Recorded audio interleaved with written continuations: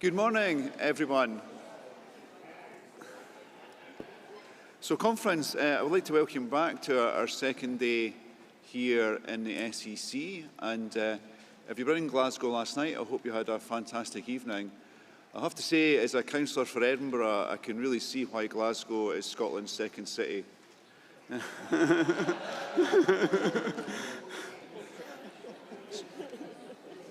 can expect more of that as the day goes on, I'm afraid. So, conference, can I ask Eileen Dunning, the chairperson of CAC, to make her second report to conference?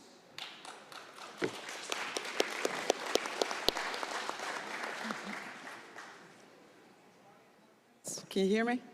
Yeah, okay.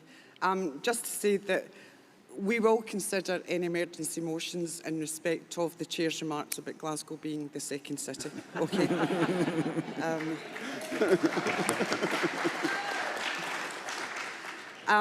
Can I first of all thank all members and delegates who attended conference yesterday, which I thought personally was a very special day for many of us. Those of you who spoke in debates took part in the full range of conference activities, from the exhibition, fringes and the receptions. I went home and walked my dog, okay? Today we'll be hosting a number of debates, and the agenda is extremely busy with a number of motions to get through. As I indicated yesterday in my report and by the Chair, please ensure that you keep strictly to time in order to allow as many delegates as possible to speak. And I will reiterate that when moving a motion, you can speak up to 5 minutes and all other speakers have up to 3 minutes. Again, we will have the traffic light system where speakers will see a light on the rostrum which will turn yellow when they are approaching the end of their allotted time. So please start to wrap up at this point. When the light turns red, your time is up, so please finish. Motions, if you've all got a copy of your conference agenda report for today, motion 6 from Edinburgh East on armed forces has been withdrawn. As I understand, the delegate was unable to attend. And motion 14 from Clydebank and Mulgai has also been withdrawn, and that was on mental health services. This morning we'll hear from Ben Proctor, Chair of the Scottish Cooperative Party, alongside delegates on the change we need to strengthen Scotland in the UK and across the world, as well as the change we need to grow our economy. In the afternoon, we will hear from Ian Murray MP and Jackie Bailey MSP, as well as debates on the change we need to rebuild our NHS and the change we need for stronger, safer communities. And finally, I would like to note that the Scottish Executive Committee have agreed a statement on council funding, which will be moved in place of motion 19 on public sector funding, and emergency motion 2 on a fair deal for local government workers and services. A copy of this statement will be made available to delegates and will be handed out in the hall or available for pick-up at the Labour Party information stand. Chair, I move Conference Arrangements Committee Report number 2. Thank you. Thank you, Eileen. Is Conference willing to accept Eileen's report? Thank you. Agreed. Conference, can I now invite Ben Proctor, Chair of the Scottish Cooperative Party, to come to the rostrum to address Conference.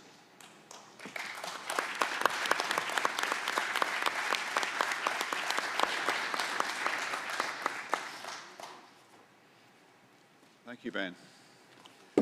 Morning, everyone. Friends, in the heart of Glasgow, a city renowned for its resilience and spirits, we gather today united by a common purpose and an unwavering belief in a better future for Scotland. As Chair of the Scottish Cooperative Party, I am honoured to once again address this conference to send greetings to you, the members of our sister party, not just as allies, but as architects of the change that Scotland needs. Our journey together, spanning over a century, is woven into the very fabric of our nation. The labour and cooperative movements, born of the aspirations of the working class, stand proudly as twin beacons of hope and progress. From the windswept shores of the Hebrides to the bustling streets of our cities, our shared history is a tapestry of struggle, resilience, and triumph. In every miners' strike, every fight for workers' rights, and in every campaign for social justice, our movements have been indivisible. We carry this legacy forward, not just as a relic of our past, but as a compass guiding us to a brighter future. As we stand on the cusp of the next general election, our mission transcends beyond the immediate. It's a call to usher in a new era under the leadership of Keir Starmer as the next Prime Minister of this United Kingdom and Anas Sarwar as the next First Minister of Scotland. They are leaders not of mere political expedience, but of principle, vision, and an unyielding pursuit of justice. Under their leadership, we are embarking on a transformative journey to reshape not just our economic policies, but the very essence of our society. A journey towards a Scotland where equality, compassion, and cooperation are not just ideals, but realities. Across Scotland, our candidates representing the best of the labour and cooperative movement are not just names on a ballot. They are the torchbearers of our collective hope. From the rural heartlands to our urban centres, they embody our aspirations for a society that is fairer, kinder, and more inclusive. Going into this election, we are obviously proud to support cooperators across Scotland, and particularly to our joint Scottish Labour and cooperative candidates. They are Douglas Alexander in East Lothian, Kirsty McNeill in Mid Lothian, and Kirstine Sullivan in Bathgate and Linlithgow. These candidates, diverse in background but united in purpose, are the vanguard of our movement. They are educators, charity workers, community leaders and activists, all committed to the cause of a better Scotland. By envisioning a cooperative economy, we see a future where business is not just a profit-driven entity, but a pillar of their communities. We imagine a Scotland where workers have a real stake in their workplaces, where consumers are not just passive buyers, but active participants in the marketplace. The cooperative economic model is one of shared prosperity, environmental stewardship, and social responsibility. An economy that is not just more productive, but more humane, more equitable, and more sustainable. It's in this vein that we welcome Labour's pledge to double the size of the cooperative economy over the lifetime of the next Parliament. Empowering communities lies at the heart of our agenda. As cooperators, we envision a Scotland where every community, regardless of its size or location, has a voice in shaping its destiny. A Scotland where local solutions address local needs and where the bonds of community are strengthened by mutual support and collaboration. In conference, how could we not? After all, social justice is the cornerstone of our movement. A movement committed to building a Scotland where access to quality education, healthcare and affordable housing is a right and not just a privilege. A Scotland where no child goes to bed hungry, no elderly person feels forgotten, and no worker is denied their dignity. Our environmental stewardship is equally resolute. We stand for a Green New Deal for Scotland, a bold plan to confront the climate crisis head-on. This is a pledge to future generations, a commitment to a planet that is not just habitable but flourishing, delivered through GB Energy and a just transition that brings thousands of high-skill, high-pay jobs to Scotland. Now, as we embark on this campaign, let us remember that our strength is our unity. Our alliance is more than just a political partnership, it is a fusion of ideals and aspirations. It is a testament to our belief that when we stand together, we can overcome any challenge, surmount any obstacle, and achieve the extraordinary. So today, I call upon each and every one of you to join in this historic campaign, to stand with our candidates, to support the vision of Keir and Anas, and to work tirelessly for a victory of our shared principles. In conference, that does mean that we're going to have to campaign like hell, whether it's rain, hail, snow, or sunshine. And this is Scotland, so let's be honest, that's all going to happen in the same day. So for this is our moment to build a fairer, more cooperative Scotland. A Scotland that leads not just by the strength of its economy, but by the power of its ideals. So let us march towards this general election with hope in our hearts and determination in our steps. Let us campaign in every village, town and city, from Glenrothes to Greenock, from Kirkwall to Kirkcudbright, and everywhere in between, carrying a message of a brighter future for Scotland. Conference, as we join together on the banks of the Clyde, let's envision a new dawn for Scotland, a dawn that breaks with the promise of equality, justice and cooperation. Together, we will write the next chapter in Scotland's story, a chapter where every person in every corner of our land shares in our wealth of our nation and the promise of our future. So friends, onwards together to a Labour victory.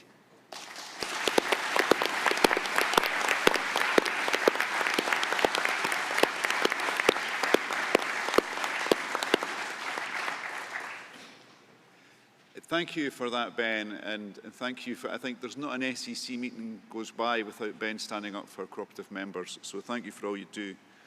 So conference, our first debate this session this morning is on the change we need to strengthen Scotland in the UK and across the world.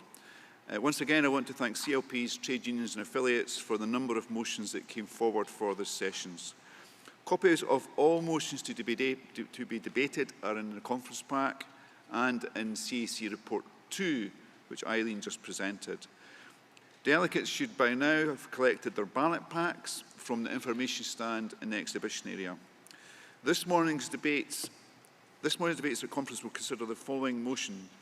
Composite Motion 5, Israel-Palestine, submitted by Cunningham South CLP, Dundee City East CLP, and Glasgow Anniesland CLP. Motion 5 on the Future of Britain report, submitted by Glasgow Maryhill and Springburn CLP. Motion 6 has been withdrawn, as we heard earlier. And Motion 7 on Fighting for Scotland's Arts and Culture, submitted by Aberdeen Central CLP. I will call each motion one after the other during the debate, and I will vote the speakers once all motions have been moved and seconded. Speakers are welcome to speak on any of the motions moved in this debate. Each delegate moving has 5 minutes and the seconder has 3 minutes. And if you wish to speak in the following debate, you have 3 minutes. Can we have the mover of, Conference, can I now welcome Neil Bibby, MSP, Shadow Cabinet Secretary for the Constitution, Culture and External Affairs, to open the debate.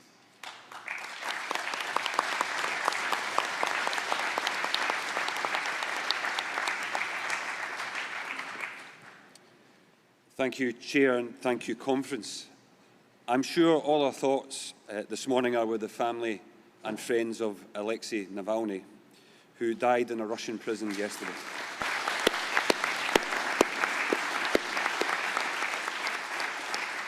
Conference, we have stood in solidarity with the people in Ukraine, but we must also stand in solidarity with the people of Russia who are fighting against oppression and for democracy and freedom. We already know of the appalling evidence and compelling evidence that Putin has been behind murders on foreign soil, and it is vital now he is brought before the International Criminal Court for his war crimes.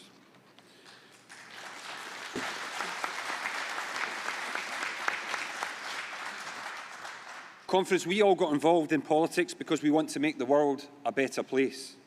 It's why I joined this party as a teenager. It's why people have travelled from all over Scotland and the UK to be here today.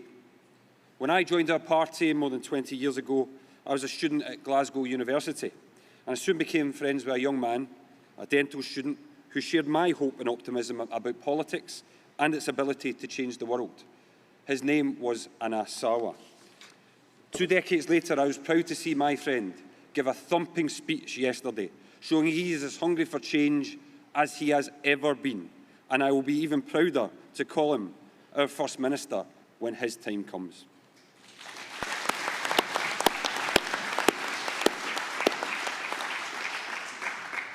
That optimism about politics and its ability to bring about positive change is something that we share in this hall and with people across the world.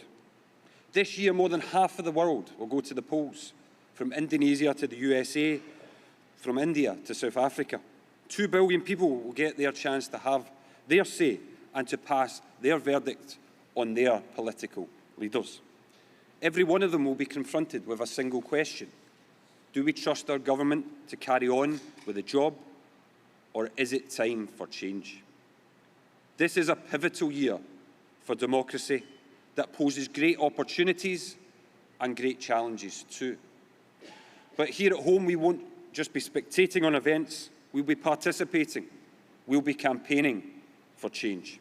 And Conference, I look forward to asking the people of Scotland this very question: stay the course or vote for change? And I look forward to hearing their answer. Because they are being failed by two incompetent, corrupt governments incapable of putting the people's interests ahead of their own. First things first, this year we have an opportunity we have long awaited.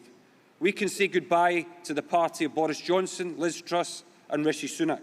Say goodbye to the policies that have given us high energy prices, low growth and 14 years of Tory sleaze and failure.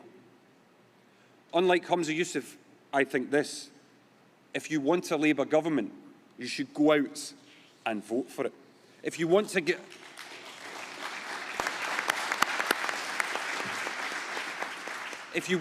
rid of the Tories, make sure of it and elect Keir Starmer as Prime Minister. And Humza Yousaf, Conference, you need to laugh. It's hard to take the SNP's message seriously. After all, it seems to be the one and only message they haven't deleted. Conference, it's time for a change in 10 Downing Street. Everyone can see that. But it's also time for a change in Bute House too. The SNP's charge sheet grows by the day, running down our public services, our schools and our hospitals, pulling the plug on our swimming pools, closing the book on our libraries, creating a culture of secrecy and entitlement where ministers act as if they're above the rules, instead of creating a culture of opportunity for our children and young people. On all these counts, the SNP are guilty as charged. Yet their biggest crime is this: they have no ambition for Scotland. Yes, they have grand plans for day one of independence. Everything will be wonderful in the promised land. Conference, the Scottish Government has produced 10 glossy papers on everything from the marine sector to entering Eurovision, on how they will run things in a fantasy state and an imaginary future. The last one was even published on Groundhog Day. Yet they have nothing to say about the Scotland we live in today, the Scotland they have created. A country where patients languish on waiting lists and school standards tumble down international rankings. A country where ferries are stuck in ports and islanders are stranded. The SNP under Nicola Sturgeon and Humza Yousaf seem okay with this, content to blame everyone for their own failure. Their failure to use our Scottish Parliament to do things differently from the Tories is a dereliction of duty. Conference, there's a tragic human cost to the cuts passed on by the SNP, a cost to the closed libraries and swimming pools. Let me give a couple of examples. Today, 40% of our children leave school unable to swim. Far too many lack adequate access to instrumental music tuition in school. These are just some of the things which can enrich our young people's lives and open up new opportunities. Opportunities denied to them by an SNP government which is distracted and has no ambition for the Scotland of today. I'm determined to change this. We must break down the barriers to opportunity which hold our young people back. Politics is about choices. It's about fixing problems, not exploiting them. It's about making a positive difference and doing the right thing. So I can announce, not only will a Scottish Labour government in Holyrood end the expensive work streams on the Constitution, which soak up so much time and resource, we will reinvest that money in our young people. That such a high proportion of Scottish children leave primary school lacking the life-saving skill of swimming must be addressed. That's one of the reasons we called for a swimming pool support fund. Conference is a further step towards addressing this injustice. We will call in opposition a summit on swimming aimed at developing a plan to ensure that every young person who can has the opportunity to learn the life-saving skill of swimming. And I can also announce we will establish a national online support platform to expand music learning opportunity for our young people, supporting our music teaching workforce and bringing the joy of music to a new generation of Scots. Inspired by our colleagues in Wales, we can ensure every school has access to an online music tuition platform and make sure every child in Scotland gets access to expanded free music tuition. That's right. We won't use taxpayers' money to fund a platform for independence. We will use it to create a platform for our young people, their creativity to be the best they can be.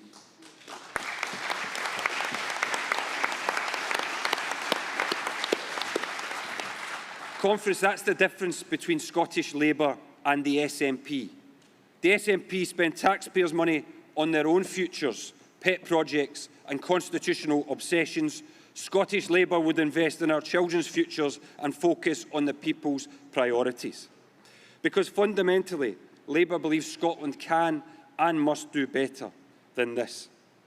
We believe in empowering the boys and girls who will make us proud tomorrow, the young entrepreneurs and thinkers, the athletes and creatives who can achieve great things. The budding Michael Jamiesons and Elise McColgans, Andy Robertsons and Kim Littles, the next generations of Nicola Benedetti's and Muriel Sparks, and people following in the footsteps of Paisley's own Paolo Nutini and John Byrne. We'll never get to celebrate these future successes if we run down our organisations and facilities. Labour is ambitious for the Scotland of today and confident about its future. Together we can build a proud, outward-looking country which looks for opportunities to succeed, not excuses to fail. That believes our collective endeavours can give us days ahead to look forward to, not to dread or to fear. Conference, we believe every life matters. Every life matters here in Scotland. And every life matters in Ukraine, in Gaza and in Israel. Every state, including Israel, has the right to defend itself and its people, not least from indiscriminate terrorist attack. The remaining hostages taken on the 7th of October must be released by Hamas. However, every state has the responsibility to exercise restraint and proportion in response. We would expect that of the British government and our armed forces. We should expect that of Israel too.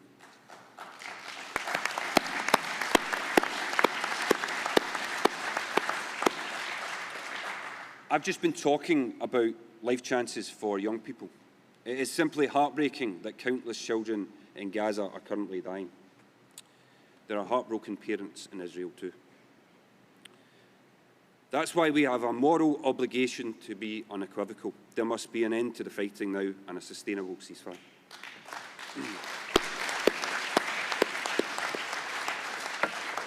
An end to the terror and an end to the violence. And today I hope you will support the motion before us that calls for that ceasefire and which reaffirms our support for a two-state solution with a safe and secure Israel alongside a safe and secure and viable Palestinian state.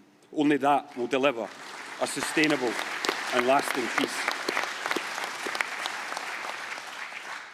Conference, democracy is a precious thing.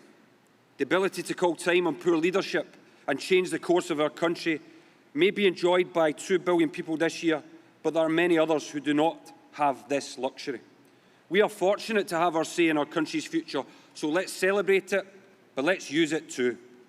Let's vote to recall the nationalist grandstanders and showboaters and instead send to Westminster Scottish Labour MPs who are worthy of their predecessors, who can follow in the footsteps of Brown, Cook, Darling and Smith, who inspired this young Scot to join Labour. Let's vote Labour to end these years of Tory failure and set our country back on course under new, fresh leadership underpinned by fairness, decency and hope. And let's vote for change. Change that begins with Keir Starmer in number 10 Downing Street and carries through to Anas Sarwar as Scotland's First Minister.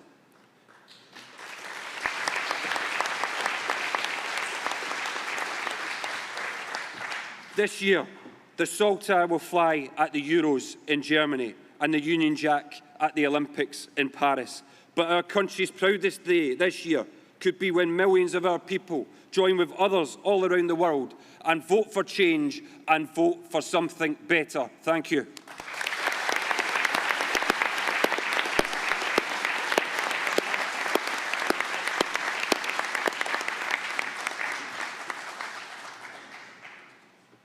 Thank you, Neil, for that outward-looking vision.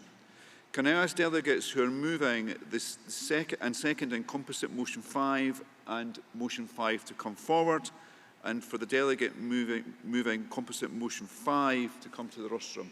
Thank you.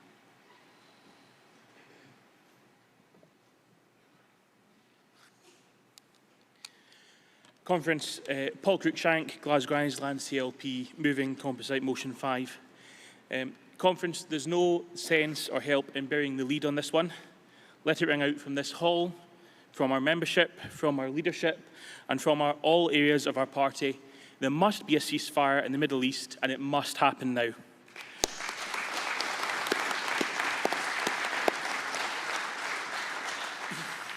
The alternative to ceasefire is continued bloodshed. The continued loss of Israeli lives, the continued death and continued oppression of the Palestinian people in Gaza. The alternative to ceasefire is continued escalation of tension and violence in the region, with proxy war intention destabilising the entire region as a whole. The alternative to ceasefire, Conference, is unimaginable. But ceasefire, however, does not mean the laying down of arms by the IDF, by Hamas, and by others alone. We know all too well from history that that will not work. Ceasefire means the release of every single Israeli hostage taken by the terrorist group Hamas. Ceasefire means the release of every single Palestinian citizen detained without charge or trial by Netanyahu's army. Ceasefire means the opening of the roads for food, electricity, water and medicines, and delivery of them by agencies, including UN agencies, for those in need.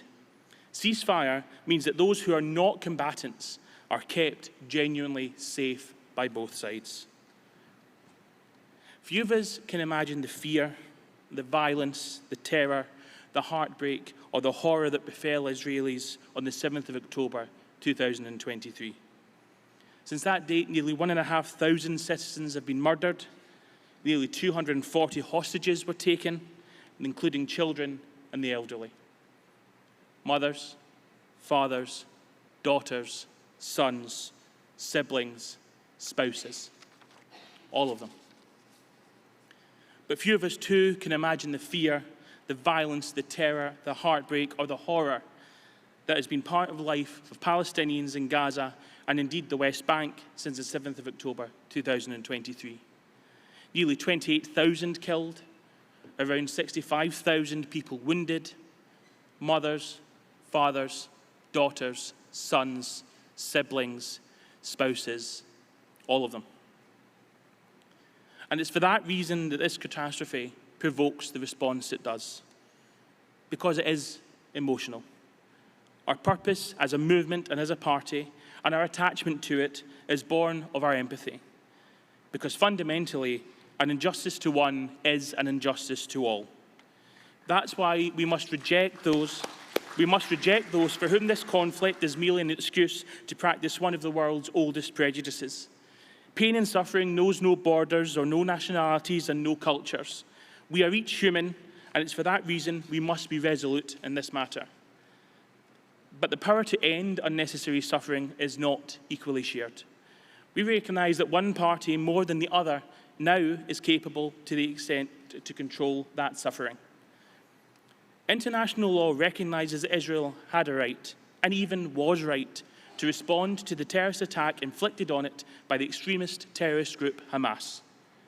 Conference, we have no friends in Hamas. They do not seek peace, they do not seek safety, they do not seek justice.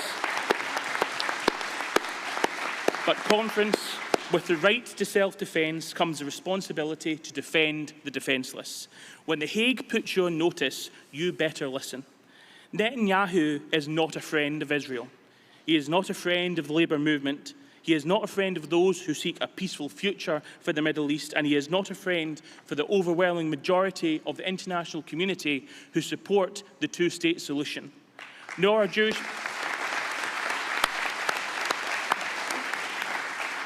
must Jewish people around the world be held responsible for his actions.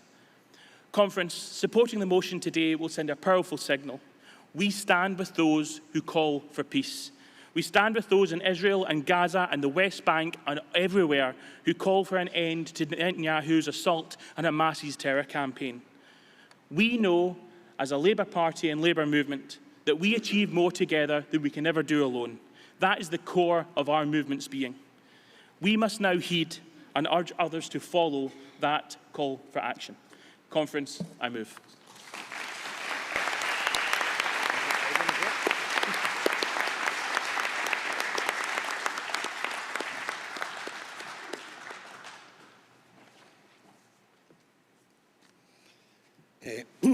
Kenny Christie, Dundee City East, first-time speaker at conference to second composite motion 5. Conference. Violence does not end violence. The composite motion condemns the terrorist attacks carried out by Hamas in Israel on the 7th of October that killed 1,200 innocent people. Today, over 100 Israeli hostages are still being held captive, and to date, over 20,000 Palestinian people have been killed. Conference, there is no justification for the targeting of civilians, the taking of hostages, and the loss of innocent life.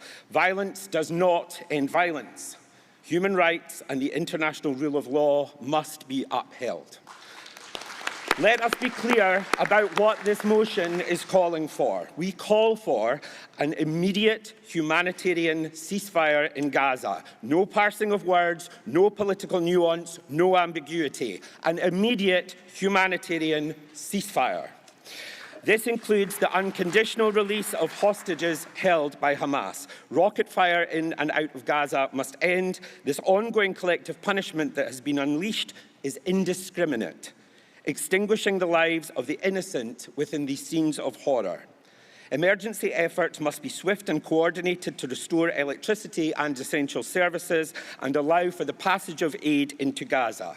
And where it has been difficult for some to find words to call out this continually unfolding atrocity, their response in action to provide support must come quicker in the days, weeks, and months to come. As we gather here, the sights we see daily, the bloodied and war-torn images on the news, we cannot begin to comprehend the horror and carnage within that. Their unending, uncertain reality. Thousands killed, cities, homes, and buildings reduced to rubble, the progress of decades wiped out. These people, beyond our TV screens and news bulletins, are human, like us, living in our time, but experiencing their nightmare. Innocent lives ended and affected in this conflict which they did not seek. Their only crime, being born there. Tragically, a new generation of children have tasted the dust of bombed-out debris and have witnessed unspeakable horrors no child, no human, no adult should ever bear witness to. The longer this horror continues, the greater the anguish and rage of another generation will be imprinted in their hearts and minds. Conference. The next time you glance up at the hydro and the armadillo outside, that equates to the number of 17,000 children who have currently been displaced, according to the UN. 17,000 children whose lives have been torn from their roots, from their homes, communities, loved ones, and lives they know. That is why we must use the power of our collective voice as Labour, as a compassionate, caring Scottish Labour Party, to reaffirm our commitment to a two-state solution. As Anas Sarwar said yesterday, Palestinian statehood is not the gift of a neighbour. It is the right of a people. A sustainable, supported security for Israel and long-term justice for Palestine will only be achieved through a political settlement. An immediate ceasefire is required now. A lasting peace will take leadership. The steps to peace will require courage, and this forces us to consider our values, our inherent compassion, and our basic humanity. Conference, we are the Labour Party. We are reminded of the words of Harold Wilson: the Labour Party is a moral crusade, or it is nothing. I ask you to support Composite 5.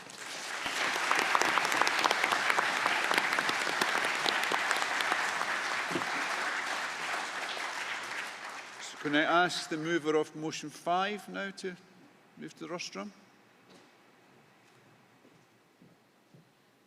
Good morning, Conference. Declan McLean, Glasgow, Maryhill and Springburn CLP. And I'm delighted to be here moving motion 5, encouraging our party to recommit to the recommendations laid down by the Commission on the UK's Future by Gordon Brown. The report, published in December 2022, made the compelling and urgent case for reform of a new Britain and a renewed union between Scotland, Wales, Northern Ireland and England. Across those 155 pages, it provided a comprehensive and damning diagnosis of a British democracy that is broken, that delivers disproportionate economic outcomes, and which manufactures distrust in politics and politicians. Conference, as you well know, the last decade has been dominated by a tense, even exhausting debate on Scotland's constitutional future, polarised by two governments who offer extremes: the uncertainty of independence or the status quo, with the UK government seeking to dismantle devolution with aggression. A UK Labour government presents the opportunity to break that constitutional deadlock and free the Scottish people with a future shaped by and for them. The very election of a UK Labour government, with Scottish MPs at its heart, led by Keir Starmer, will be the first crucial step towards delivering a changed Britain and dragging our politics back to a place of decency and respect. A Labour government with the moral purpose of lifting people currently burdened by the intolerable burden of the cost of living crisis out of it and easing and making more secure their lives. The opportunity to deliver that is something which must motivate each and every one of us in this room to look away from the polls, encouraging though they are, to get out on the doorsteps and to make that a reality. But Conference, the damage done by the UK Conservatives means that being the good guys in power won't be good enough. And so if the people of Scotland are to put their faith in us again, we must reward that trust with action that ensures that never again does our politics descend into the pits in which it currently is. And to do that, to make a permanent shift in attitude and approach, means not just being better than the Tories, but braver. Brave enough to deliver upon the Brown Report's recommendations, changing not just who governs the UK, but how we are governed. That means a constitutional second chamber in the UK Parliament, mandated with the primary duty of safeguarding, defending and advancing the British Constitution.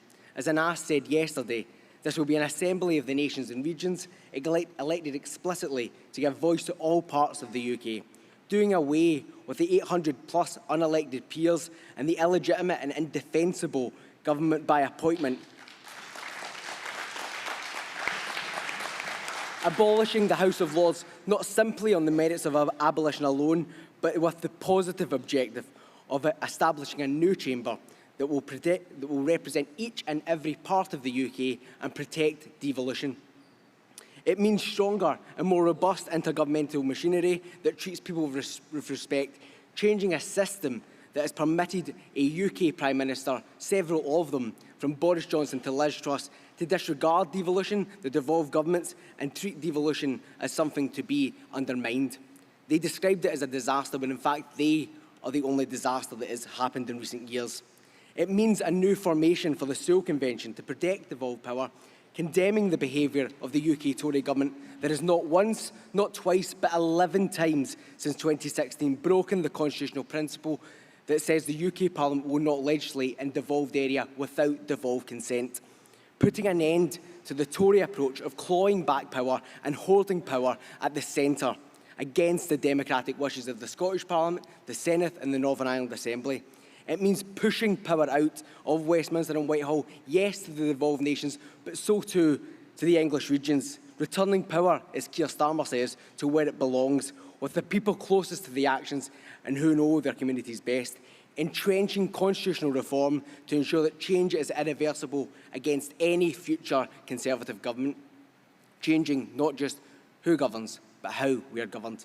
These are the foundations for a new union, a reunited kingdom, a union we're fighting for, a Labour-united kingdom, a union of purpose, of solidarity, where the benefits are clear for being part of the UK are clear. Whereas Mark Drakeford, the First Minister of Wales, says people want to belong to it because the union belongs to them. A union where the benefits of membership are obvious, where through voluntary association we promise to each other that we will pool and share our resources to ensure that no child anywhere in this UK grows up in the dire grips of poverty, where we provide world-class, universally free healthcare to every citizen, and where workers from Glasgow to Manchester to Cardiff are empowered with the rights they deserve and the fairer wages they are owed. We start that work today by backing this motion and ensuring that the Brown Report's recommendations inform the General Election Manifesto so that the next Labour government can start upon the journey of delivering once again a politics of respect, a democracy of equals and a union of purpose. Please back motion 5.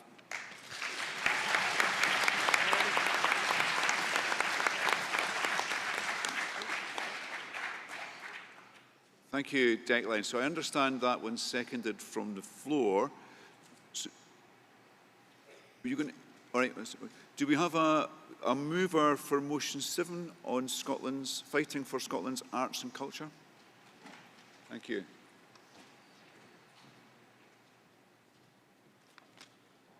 Thank you, Chair. George Taylor, Aberdeen Central CLP. First-time delegate, first-time speaking.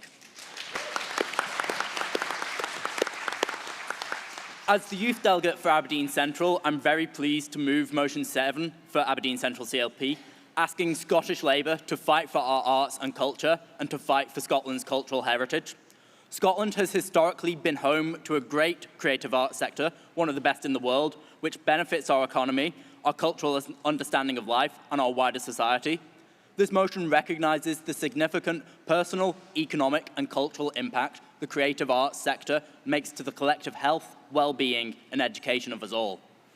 As a first-time delegate, I won't be able to stand up here and speak with the confidence or abilities to speak on this motion if it weren't for the cultural opportunities that I had as a young person or the outstanding efforts of numerous mentors to whom I'm extremely grateful.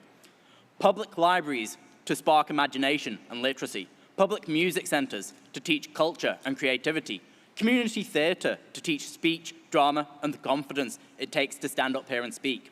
All these opportunities should be available to all young people and are available when we properly fund arts and culture at a local level, at a Scottish level and at a UK level. Conference, right now in Aberdeen, we have a Scottish nationalist administration in Aberdeen City Council.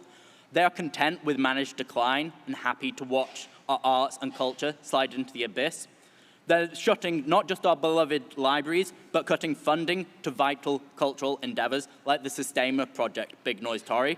The SNP leader of the council said that the project had very little impact whatsoever on the communities it's meant to help. This is not true. Music education has a massive, lifelong impact for young people.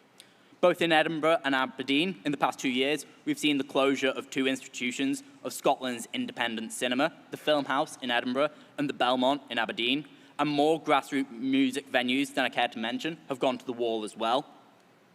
In the Scottish Government, we have ministers with their heads in the sand, ignorant to the very real funding challenges that face Scotland's art and culture sector. There's been very little positive change over the past 12 months in the terms of the SNP's operating environment for culture. So our creative sector is facing a perfect storm. Long-term budget pressures because of the standstill funding from Scottish Government year on year, increased operating costs because of high inflation, economic damage from the pandemic and the Tories' insensible and indefensible mini-budget. Without immediate and sustained support, the SNP are placing our theatres, our festivals, our cinemas and all that we hold dear at risk, all for part of the Scottish budget that takes up less than 0.1% of total costs. So as the Culture Secretary, Angus Robertson, is flying around the world, here, the SNP's attitude towards our arts and culture sector has continued to sour. This comes down to decreased funding to bodies like Creative Scotland, stagnant council funding, unending austerity, and a failure by the SNP government to make use of the powers it already has. Many, including Creative Scotland itself, have warned that Scotland's creative arts sector faces widespread collapse amidst the worst funding crisis in its history. Quote, Scottish Government budgets for culture remain at a standstill, with no indication that they will increase in the coming years. Financial problems facing the sector continue to get more challenging as the cost of living crisis bites across society. The wider economic impacts from COVID, the energy crisis and the cost of living crisis continue to negatively impact the arts across North East Scotland and the delivery of services within Aberdeen City Council. This mix of crises is caused by real-term cuts to funding due to high inflation, real-term cuts from local authority budgets. So both COSLA and CIPFA have outlined the impact at a local authority level of reduced funding on the culture and leisure sector in recent years, saying, for example, cutting back on exhibitions, learning and outreach programs, and reducing opening hours. Furthermore, it said that as a result of the 2023-24 budget, an increase in costs and inflation, even tougher decisions have to be made, such as closure of libraries and swimming pools.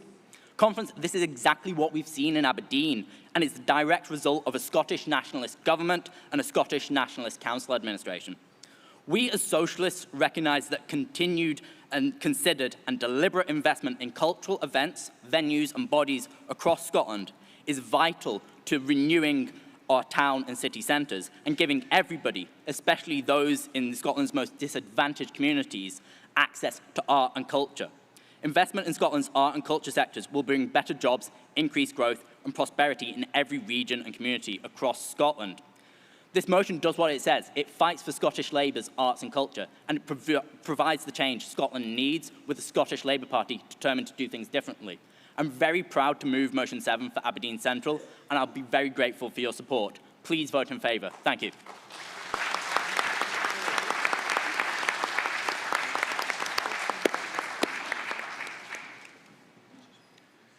Thank you for that. So I understand that one's also seconded from the floor.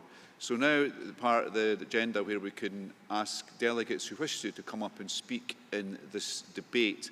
So you're allowed 3 minutes. Kirstine first, and then the gentleman with the white, and then...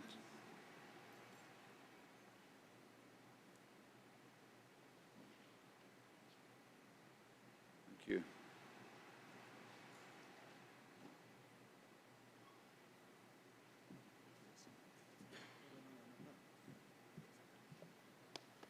Good morning, Conference.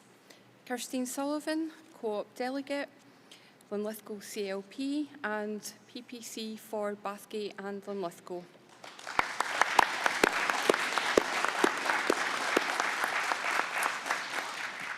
Conference, I'm delighted to support Motion 5 and Gordon Brown's Future of Britain report, which aims to push power out away from Westminster and Whitehall to our cities and regions as a way to address the geographic inequalities that we've seen spiral over the past 13 years of Tory austerity. And this will also enable us to unlock regional economic growth. And what better examples of the benefits of devolving powers to our regions than those of Andy Burnham and Tracy Brabin, along with our other mayors. But let me just say this, greater devolution and reform cannot stop at the border. The Scottish Government talks the talk of local empowerment, but it's continually sought to centralise powers in Edinburgh, undermining local decision-making and accountability, undermining our local democracy. We've had failed power grabs in education, and that one isn't over quite yet. Attempts to remove local authorities' key role in social care, and of course the latest squeeze, the council tax freeze. Not fully funded at all, not even equivalent to 5% in my local authority of West Lothian Council. We are receiving 4.4%, leaving a shortfall of 1.4 million. Not only that, ring fencing, where do we even start? 75% of West Lothian Council's budget for next year is effectively ring-fenced for the SNP's national priorities. And Barnett consequentials that are supposed to come to councils, are we going to get them? We don't know. Unlikely, because it's up to Scottish Government to say if they will give us the money that is supposed to be available for local services. Councils have been reduced to nothing more than delivery vehicles for the SNP. leaving little room for spending according to local needs and priorities. For years, the SNP has sought to divide us and weaken the bonds of solidarity that we share with our friends, our family and our neighbours across the UK. The next Labour government can renew these bonds by building on the recommendations of the Future of Britain report and show that Scotland has a central role to play in a united kingdom that works for people in every corner of our isles, giving more people a say and, crucially, the powers to tackle local challenges and unlock the opportunities for their own communities. This is what devolution in action looks like. Please support motion 5.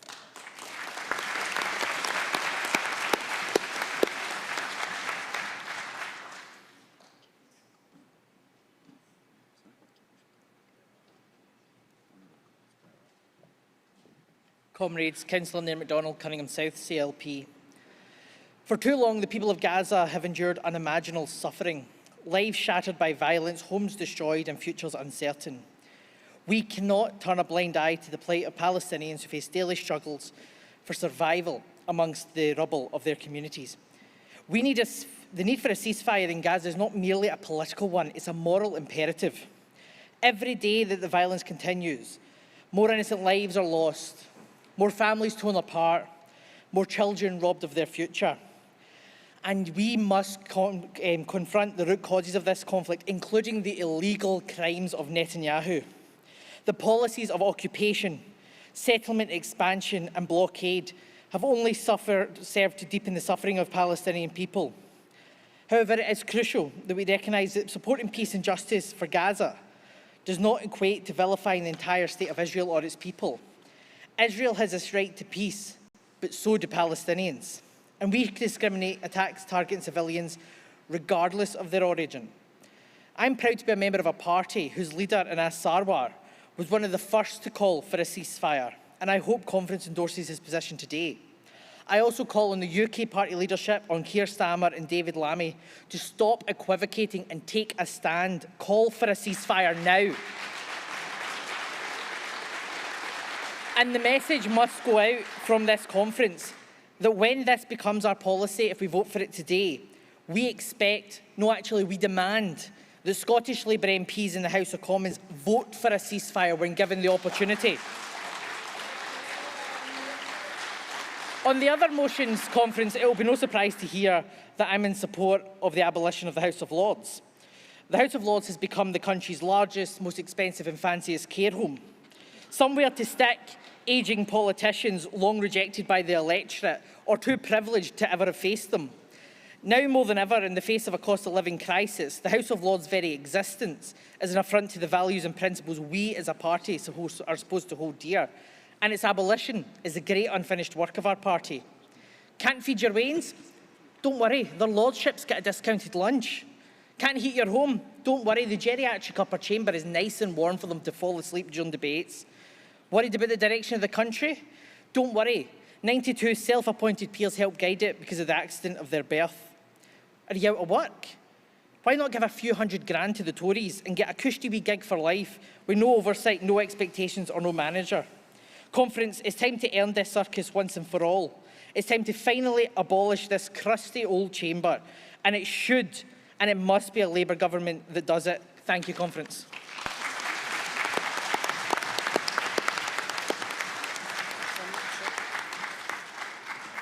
Thank you. Thank you. And do we have any other speakers to follow? Come forward. Come forward. Do we have any other speakers to follow this one? Graham, anyone else? Go for it, yeah. Conference. Luke Stronach, Vice Chair, Campaign Coordinator and first-time delegate for Glasgow Cathcart CLP.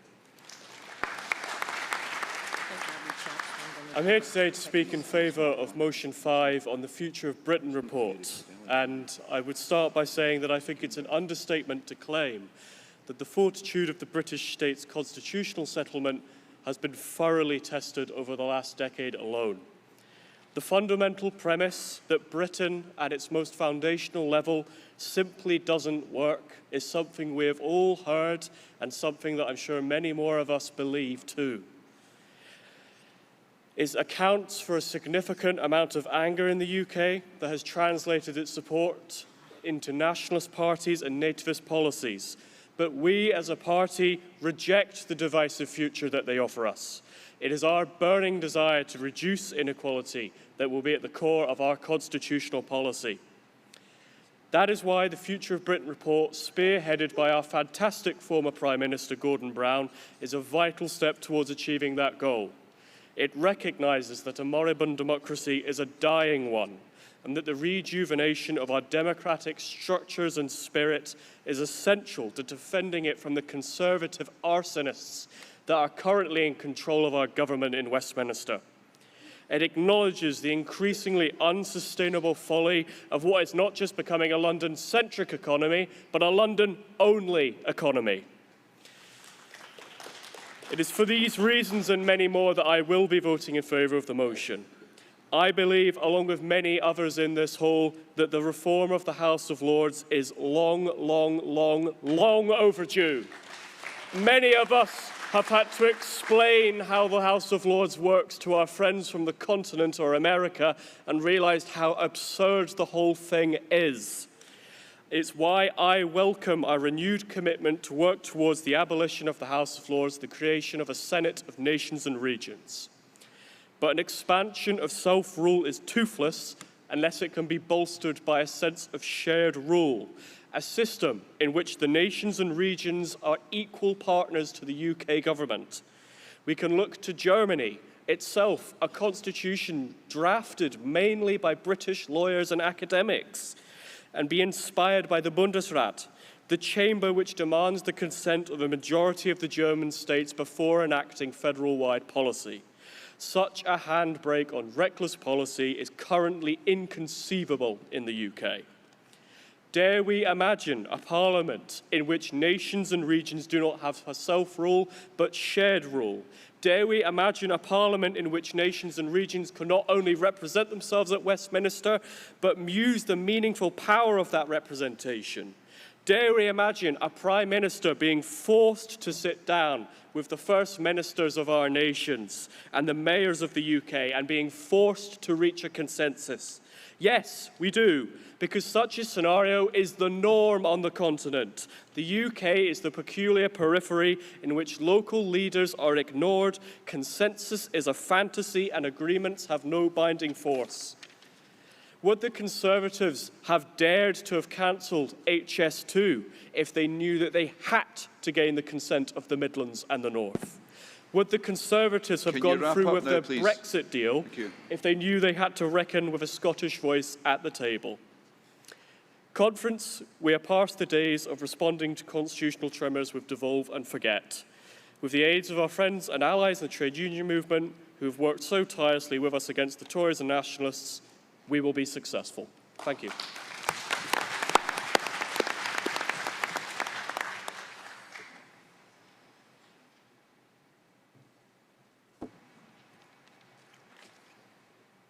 Conference, Graham Downey, and I'm standing to be the next Labour MP for Dunfermline Dollar.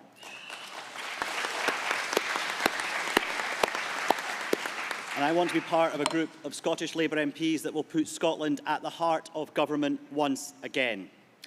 The constituency that I hope to represent has all of the ingredients needed to strengthen Scotland in the UK and across the world.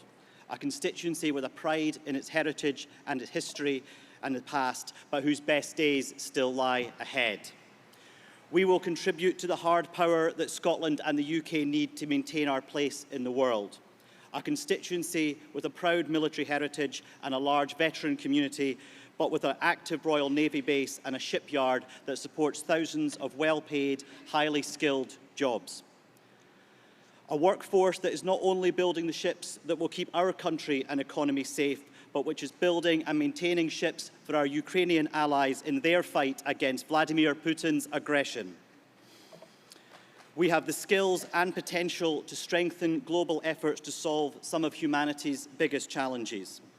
In West Fife, we have some of the largest areas of coalfields in the country. These coalfields and the miners who worked in them powered the UK's last industrial age, drove innovation and supported invention and ingenuity. That heritage and memory remain in the area, but these communities now look to the future with anticipation for the new opportunities a Labour government will seek to deliver. Opportunities that will use the legacy to invent, develop and manufacture the technologies and solutions that will help Scotland, the UK and the world tackle the greatest challenge humanity has ever faced, the challenge of man-made climate change. And finally, we have the soft power that has provided Scotland with influence around the world. We heard from Anas yesterday of the importance of Brand Scotland and our amazing food and drinks industries. Well, Dunfermline Dollar has you covered there as well. Not only do we have parts of the Scottish salmon supply chain and whisky distribution, we have a port that provides an opportunity to take these iconic products to the world. We have locations across Dunfermline and Dollar that have featured in TV shows and movies like Outlander, Christmas in Scotland and Captain America. A potential hub for creative industries that is a massive opportunity for our future. And finally, we have Scotland's newest city, Dunfermline, home to more than just Nicola and Peter's camper van. The resting place of Scottish kings and queens, from King Malcolm and Queen Margaret to, of course, Robert the Bruce, but a city that is looking to the future to grow, expand and become a driver of the future of the Scottish and UK economy. Conference to strengthen Scotland, to deliver on the Scottish Labour Party's belief that Scotland's best days do lie ahead. We all know we need change after 14 years of the Tories and 17 years of the SNP. Now, anyone who knows me knows I find it very hard to speak for very long without mentioning my two daughters, Hannah and Ailey. And that is never more true than when it comes to why we need change. For Hannah and Ailey, and for the thousands of young people across Scotland, we need Labour governments that can support their aspirations and their dreams. That is why we must secure Scotland's place in the UK and the world, why we must make sure Dunfermline and Dollar, Fife, Scotland and the rest of the UK is a place where opportunities are created, ambitions met and aspirations fulfilled. That is what change means for me, and that is why it matters to me. Conference, let's get out there, tell people why a Labour government matters, and then let's deliver on securing a better future for our country. Thank you very much.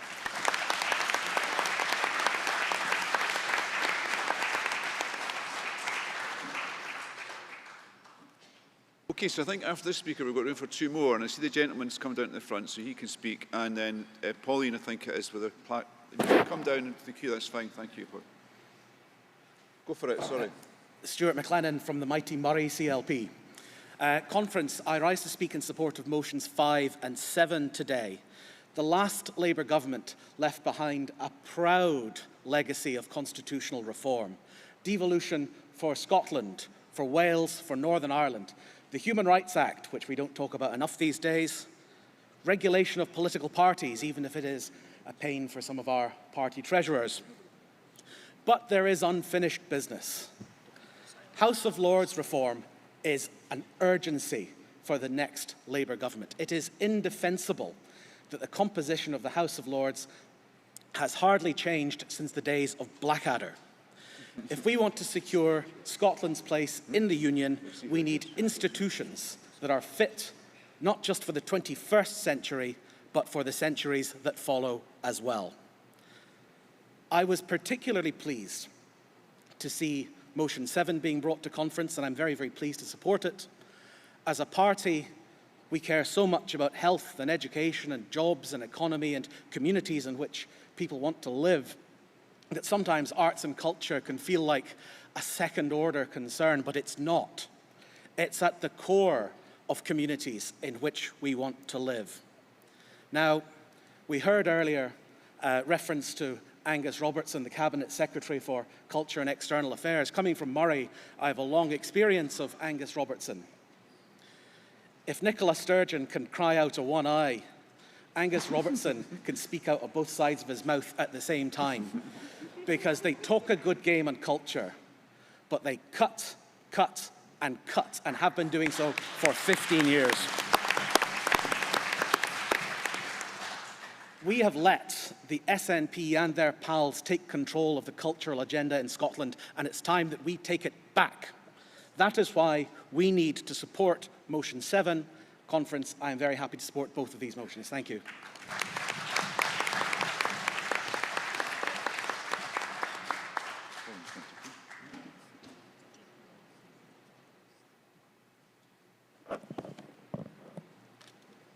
Conference, Polly McNeill MSP for Glasgow and long-time activist on Palestine. I'm very proud of our leader Anas Sarwar, who called for an immediate ceasefire, not only yesterday, but from the beginning. But not only that, his call for a serious pathway to peace for Palestinians and Israelis and the recognition of a Palestinian state is something this party should be proud of.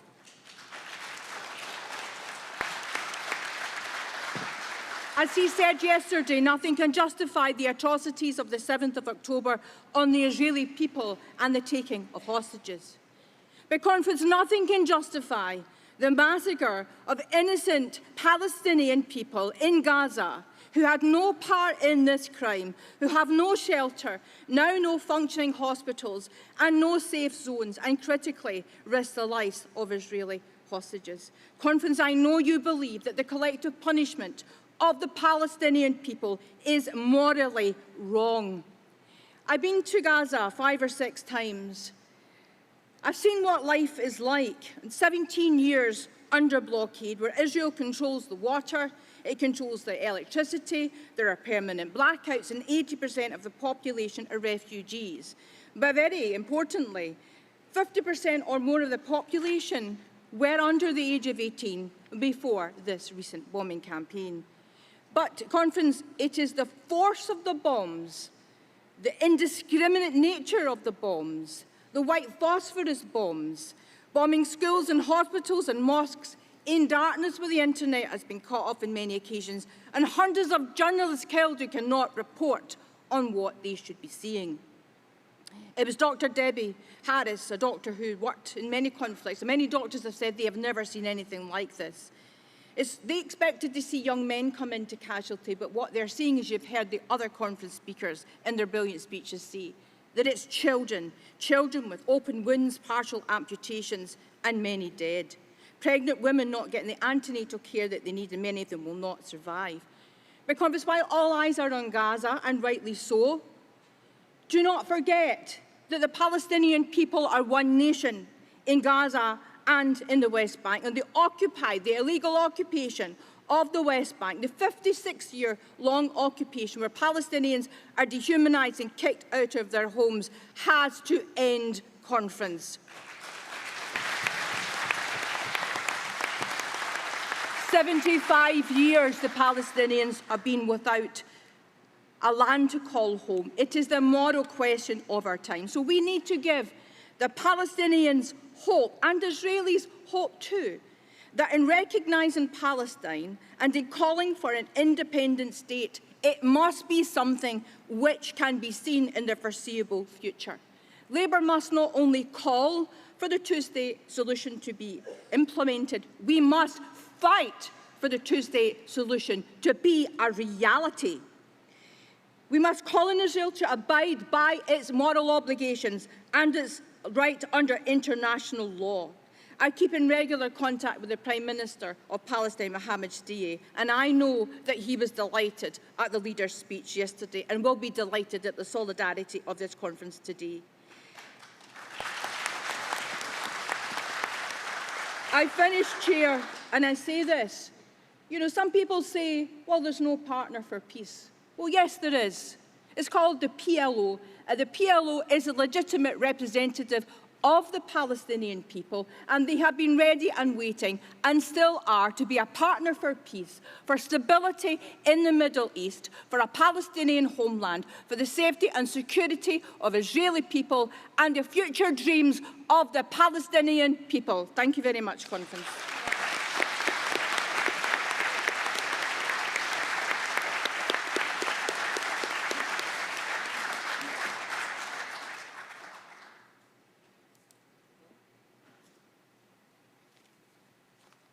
Thank you, Conference Chair. My name is Zia Hussain, Unison, supporting Composite 5, Israel-Palestine. Before I start, I would like to say thank you to the Chair. He actually called me a young man, so thank you. Hope he'll get his prescriptions checked out when he gets back to Edinburgh, the first city, yeah? I support fully my party to work on immediate ceasefire in Gaza as a vital step towards ending the senseless loss of innocent lives, particularly among women, children. The escalating violence has resulted in an alarming humanitarian crisis necessitating urgent action. First and foremost, let us acknowledge the devastating impact this conflict has had on the people of Gaza, particularly the most vulnerable. These innocent civilians who seek nothing more than safety and security have paid the highest price in a conflict from which they have no escape. It is our moral responsibility to act swiftly and decisively to protect the lives of these innocent victims. In order to implement an immediate ceasefire, the proposal of an establishment of a humanitarian corridor. A corridor would ensure the safe passage of aid, medical supplies and necessary resources into Gaza while allowing the safe evacuation for those desperately seeking refuge from the ongoing violence. This corridor would be crucial in addressing the urgent needs of the affected population, particularly pregnant women, the elderly and children who are the most vulnerable to the destructive consequences of war. Moreover, implementing a ceasefire supported by this humanitarian corridor would allow for the much-needed distribution of food, clean water and medical assistance. The onslaught of violence has severely hindered access to essential services, leaving the innocent population of Gaza in dire need. By creating a safe space for relief organisations and aid workers to deliver assistance, we can make a tangible difference in the lives of countless innocent individuals who desperately require our support. The international community cannot sit idly by while innocent lives are being lost. And this motion doesn't actually mention it, but the reality is we should be making a call out to South Africa, who have actually taken Israel to the International Court of Justice for committing genocide against Palestinians in Gaza. In conclusion, the catastrophic loss of innocent people, particularly women and children, demands our immediate attention and action. By supporting this motion for a ceasefire and advocating for a corridor, we can address the urgent needs of this affected population, ensure their safety, and work towards a sustainable resolution to this devastating conflict. Together, conference, let us stand for compassion, justice, and humanity. Thank you.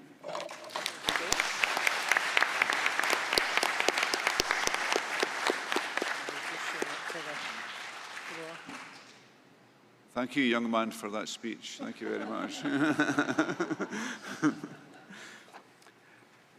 Can I now invite one of our hardest working councillors, Shimeen Akhtar, Deputy Leader for East Lothian Council and Cabinet Secretary for Health and Social Care, to close this debate.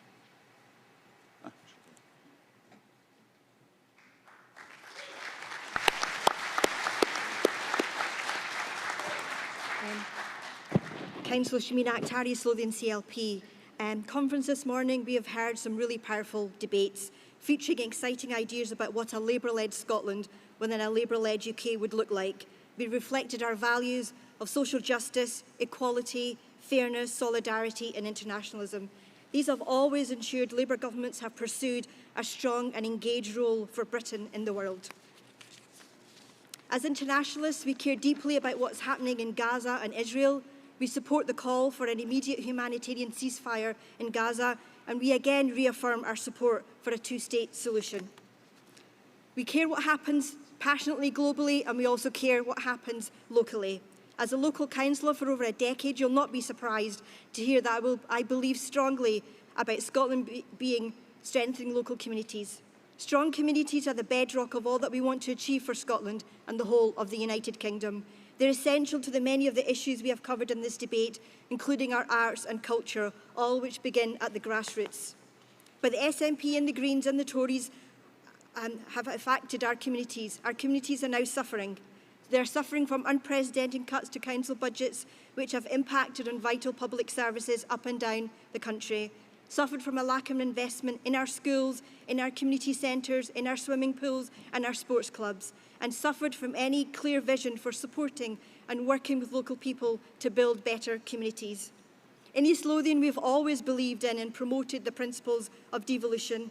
J.P. McIntosh was famously an early advocate for it, and inspired by this leadership, East Lothian Labour Party passed the motion backing it that came to this conference many years ago. East Lothian Labour has had great stalwarts, such as Pat O'Brien and the late Willie Innes, who cared passionately about their local communities and fiercely advocated for them. For us, delivering power has always been about decisions being made and implemented at the right place. Empowering communities is a key aspect of that belief. But under the SNP, devolution has stalled in Edinburgh. Ministers have centralised and hoarded powers, there to the detriment of our councils and to the detriment of our communities. It's hampered our ability to empower communities in the way originally envisaged by those who fought for devolution. Implementing the Future of Britain report will most definitely help strengthen the way in which the UK's nations and regions are heard in the Union. As the report states, the UK is the most centralised country in Europe. Putting more control in the hands of people nearest to where they are in their area of the country will help realise the long-term objectives of devolution. In East Lothian, we are the second fastest growing of Scotland's 32 local authorities, but receive the third lowest level of per capita funding from the SNP Green Government. This is unfair, unjust and unsustainable. Starving council of funding in this way has led Labour councillors across Scotland facing decisions for which they have tried to shield their communities from the last decade. It has been Labour councillors up and down the country that have been the first line of defence for our communities, and I take this opportunity to pay tribute to them. Scotland must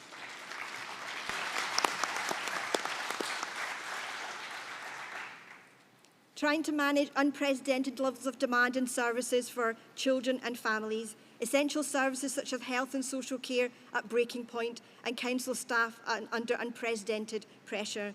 In this opening speech, Neil highlighted some examples of where current policies are failing short, such as swimming and music tuition.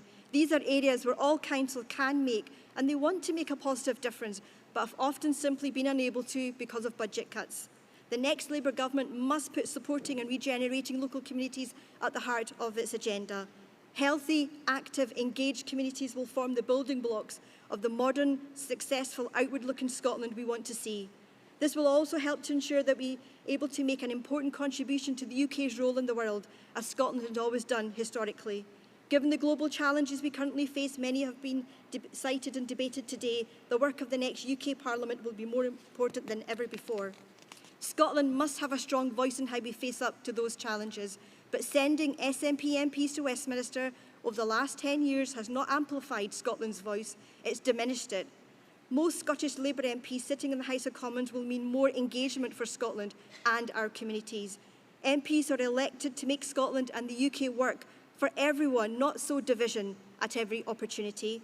MPs whose priorities are their constituents and constituencies, not how to break up Britain. And MPs who will work to cooperatively with colleagues across the UK rather than sniping from the sidelines. Scotland can and must play all its full part in defeating the tired, failing and inward-looking Tory government. And that doesn't mean passively sending a message, as the SNP always asks voters in Scotland to do. It means sending a Labour government in Westminster, a Labour government at Holyrood, working together to better the lives of our communities. So as we get nearer to the election, the message to people in our communities is clear. If you want a Labour committed to both strengthening Scotland's role in the UK and the UK's role in the world, then you should vote for your local Labour candidate. When we leave this conference hall, it is on every one of us to take no vote for granted, to knock on every single door, to walk down every single street to deliver our message of change. This is the only way we deliver the real change the country so desperately needs. Thank you, Conference.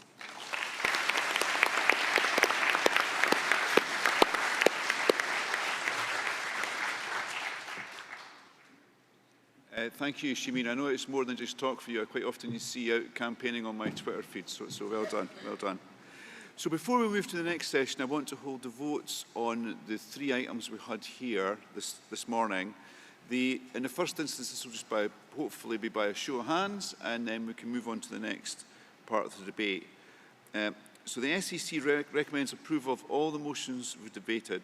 So first of all, can I ask those in favour of composite motion 5 on Israel-Palestine to raise their hands? Excellent, thank you. And can I ask those in favour of motion 5, on the Future of Britain report to raise their hands? Thank you. So I never asked if anybody was against the Gaza motion. Is anybody? Okay, sorry. Anyone against the Future of Britain report motion? Okay, good, good. And those in favour of motion 7, fighting for Scotland's arts and culture. Those in favour? Anyone against? Okay, thank you. They're all passed. Thank you very much.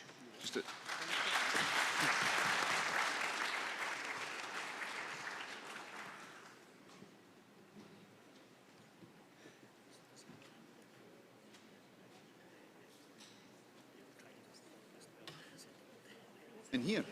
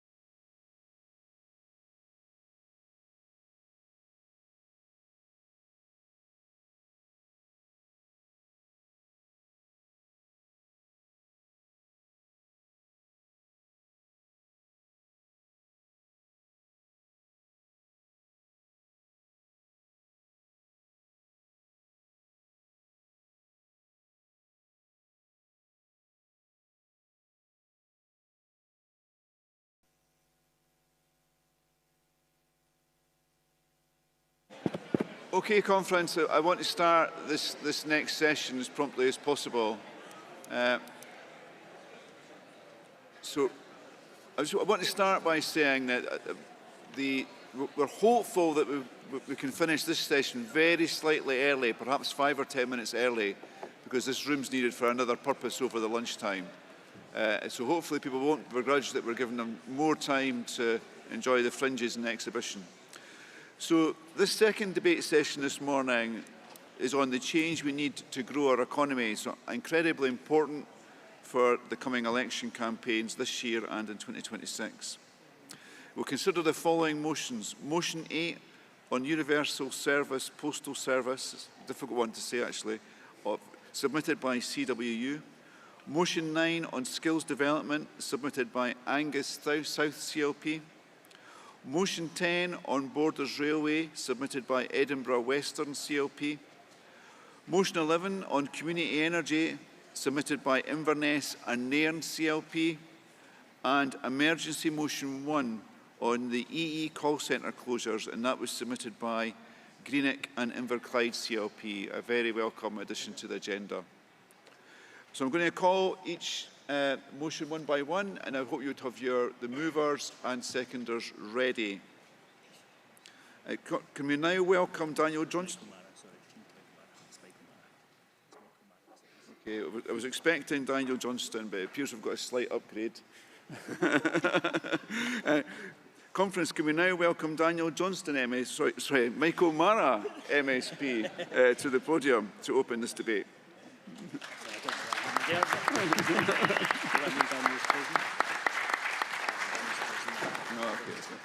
Thank you, Conference. Conference, as we meet here in Glasgow, the country is in recession. Rishi Sunak and Jeremy Hunt are keen to tell voters that it's merely a technical recession. But I tell you, this recession does not feel like a technicality to families across Scotland. In those days between the end of the wages and the end of the month, in the gap between tapping the card and the display flashing payment accepted, and the long walk to the food bank, it doesn't feel like a technicality. It's a painful reality. But this is a recession that is unlike others. It doesn't follow the good times because we didn't get to have those. The Tories have abolished the boom but kept the bust. But Scotland has the misfortune of having two governments who simply don't recognise the economic realities faced by Scots. The SNP have ignored Scotland's lack of growth for a decade, and we see the consequences of that every day in the Scottish budget, where public services are slashed and the most vulnerable suffer as a result. Where almost 1 in 6 Scots languish on waiting lists. The promise of our NHS broken, with no plan for recovery. Attainment in our schools in decline, and councils on the brink of bankruptcy. So when the history books are written, Humza Yousaf's SNP government should be proclaimed the worst in the history of devolution. Of course, by then, Humza and his cronies will have deleted all the evidence. Conference, not even the SNP can deny that on their watch, as a result of the decisions they are taking, Scots are paying much more and getting much less. And let's be clear, that is because the SNP have utterly failed to grow Scotland's economy. Instead, they're trying to use tax as a substitute for economic growth. That's fiscally incompetent, economically illiterate, and it simply will not work. When taxes go up, but services get worse and worse, paying much more and getting much less, the SNP put at risk the public's belief in progressive taxation. They are risking the very idea upon which a fairer country is built. And it does have real consequences. Remember when things used to work in this country? So many people tell me the very service they rely on the most in their time of greatest need, our NHS, is simply not working. NHS dentistry, it's a myth for so many people in our country. A GP appointment, increasingly a work of fiction. A wait in A&E is a saga that drags on and on into the night. But it's not just our NHS. How about our kids getting the world-class education that used to be their right? Even a swim in the local pool is a memory rather than an option. Are we really asking for much? Across the board, the SNP's incompetent, chaotic budget is panic measures masquerading as progressive taxation. And those earning £28,000 a year do not, as the SNP claim, have the broadest shoulders. They are struggling to get by, toiling with debt, avoiding the discussion with their daughter as to why they can't have a holiday this year, hoping that their son doesn't grow out of his football boots, telling them that they'll go on the next school trip, we promise. The SNP would have you believe that this is all the fault of this dreadful Tory government, and they are an easy target, right enough. But the SNP play more than their part.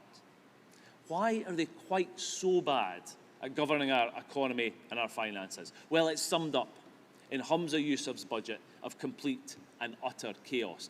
2 months on, we have key sectors across Scotland still in the dark as to how much money they will actually have to spend this year. With thousands of kids eager to learn who've already applied for college courses, and the colleges don't know if they'll have the money to run the courses come the start of the academic year. And this is at a time when our colleges are meant to be delivering the skills and the opportunities that are vital to the energy transition and to our new economy. And none of this is normal. It's not normal. It didn't used to be like this. The downgrade in SNP leadership is dragging public services down with them. And it's ordinary people who are paying the price for that SNP incompetence and a First Minister whose only priority is holding on to his job by helping his anonymous MPs to hold on to theirs. Time after time, their sacrifice, the long-term good for the short-term gain. Party before country every time. So there's an old saying that society grows great when we plant trees in whose shade we will never sit. But just last week, as a result of cutting the tree planting budget, being slashed by the SNP, 1 million young trees were incinerated in Scotland. In a climate crisis? What a metaphor for this SNP government. Not planting for the future, but seeing the future go up in smoke as a result of their incompetence. A government that never thinks beyond the last line of the press release or when the applause dies down in the conference hall. The panicked council tax freeze after they were routed in Rutherglen. Unplanned, unfunded, unbelievable. Civil servants were not consulted, councils not considered, and services are now condemned. And they tell us it's all going swimmingly, nothing to see here. And that's typical of a party that have ushered in an age of secrecy in Scotland.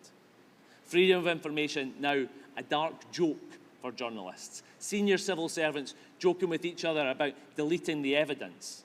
Vital meetings on crucial matters of public safety go unminuted. This isn't the more transparent, accountable, democratic government that I campaigned for as a teenager in 1997 in our referendum. Scottish Labour says no more. So that's why this week I published our charter on fiscal transparency. We will open the books, deliver fair funding, and restore integrity to the heart of government. Conference, we are calling time on corrupt, complacent governments. With Anas and Keir, we will restore decency, competence, and stability to government. And that kind of competence and stability matters to our economy. It helps investment. It builds confidence. Our next Scottish Government will be laser focused on growing that median wage, meaning ordinary people are able to afford the fundamental things that, shamefully, have been placed out of their reach by the low-growth, low-wage economy of the SNP and the Tories.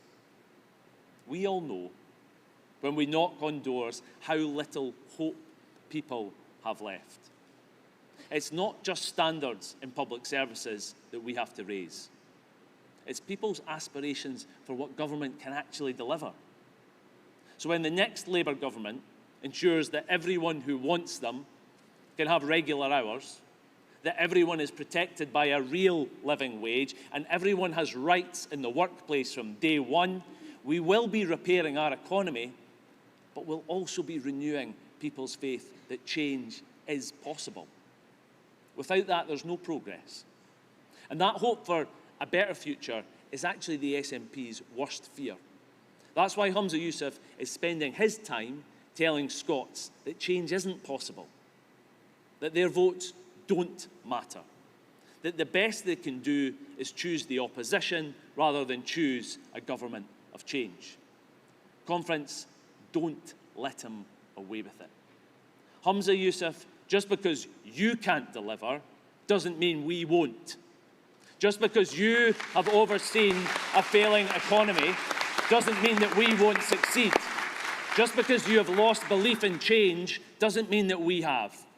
Everywhere you go, Scotland is crying out for change. Labour will deliver that change. We still believe, and we're going to go out and fight for every vote to deliver that change at the general election. Thank you.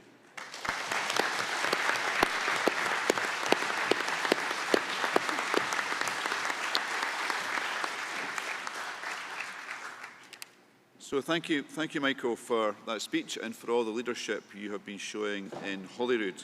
Now, I now want to move on to moving the motions. So can the person who's moving motion 8 come forward to the rostrum, and those associated with motion 9 and 10 be ready to follow? You're very welcome. Chair, Conference, Craig Anderson, moving motion 8 on behalf of the CWU. Conference recognises the vital role of postal workers in Royal Mail, who deliver to over 30 million addresses 6 days a week. The public service is not just a stamp and an envelope, it's a lifeline for millions, especially in Scotland's rural communities. However, in recent years, Royal Mail's senior management and leadership have deliberately undermined the Universal Service Obligation, or the USO, and a destructive business plan leading to letters being delayed while parcels are prioritised. The service in Scotland has been disproportionately affected due to its unique geography. Now, the Universal Postal Service is under threat of becoming a threadbare basic service if performance does not improve. Proposals outlined recently by the watchdog Ofcom and its sham, and I say this, a sham of initial consultation, threaten to weaken and dismantle this vital service in a move which will isolate and disadvantage communities across Scotland. We ignore this genuine danger at our peril. The changes threaten the very social fabric of Scottish communities, particularly in the Highlands and Islands, which are heavily reliant on an effective and functioning postal service that is protected in law currently by the USO. At its core, the USO guarantees 6-day-a-week letter delivery, affordable postage and one price goes anywhere delivery across the United Kingdom. This service is crucial for residents and businesses who rely on it for essential communications, from healthcare appointments to business transactions and social connections. In a world increasingly reliant on digital communication, for many the post remains the only reliable and accessible way to stay connected. Imagine your doctor's referral letter arriving late. You've probably had one already. A missed job interview notification, a tender for work by a small business delayed beyond the deadline, or a vital benefits application delayed. These are not just hypothetical scenarios. They are potential consequences of a weakened USO. Scotland's communities already face challenges with connectivity and access to services. Removing the guaranteed postal service could create an insurmountable barrier, leaving them further isolated and vulnerable. Many communities rely on a comprehensive postal service to receive important letters and correspondence on a regular basis. The USO also allows postal workers to maintain links in these communities by frequently delivering to the same area, creating a unique trust with customers on the doorstep. Furthermore, post offices are often the heart of many small communities. They act as a social hub, offering banking and services, bill payments and a sense of community connection.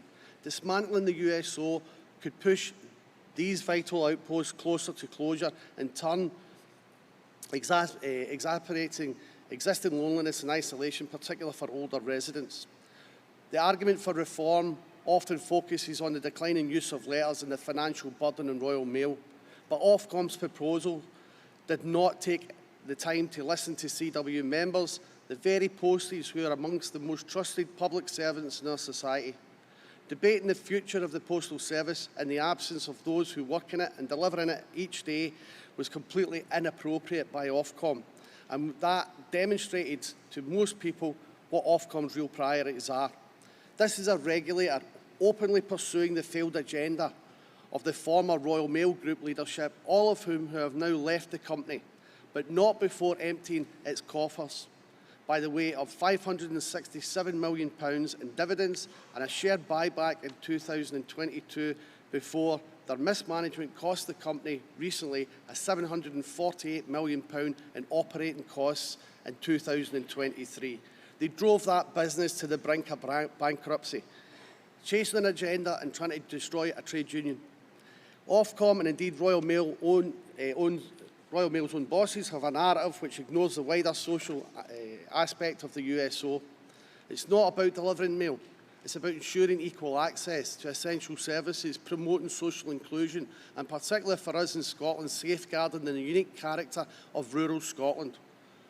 Finding a sustainable solution requires engagement with the workers who have kept the Royal Mail going for hundreds of years. Those at the top of the company have run it into the ground.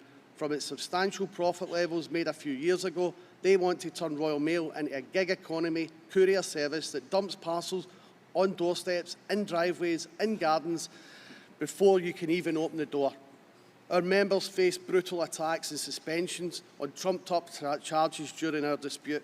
Most of them now have been overturned by an independent review during a year-long industrial dispute. They are now not only fighting to protect the terms and conditions our union has fought for, they are also now fighting to protect your postal service. Our recent agreement between Royal Mail and the Communication Workers Union stipulates that the role of the postal workers should be expanded to encompass new products and services that have a commercial and community and economic benefit. Conference believes that this USO should not be severely reduced, so we're asking that you support the motion, and we're asking you to support the role of the postal worker and its expansion, and actually support ways of introducing new services.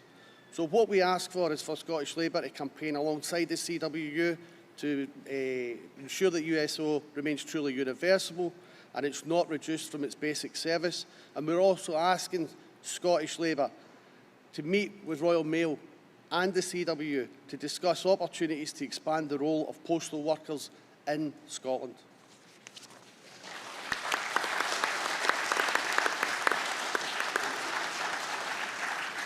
Thank you. Thank you for that. Do we have a seconder? Oh, sorry.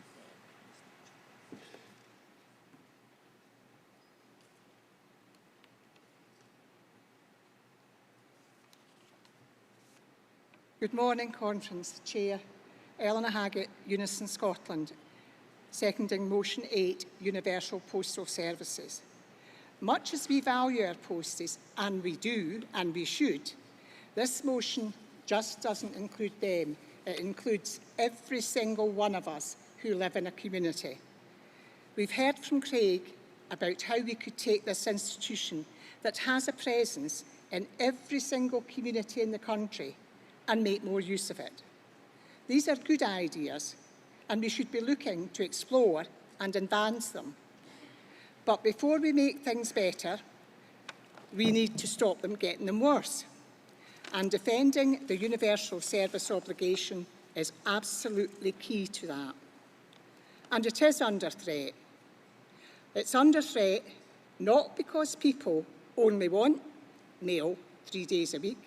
It's because the people who own the Royal Mail can make more money if we don't get our mail every day.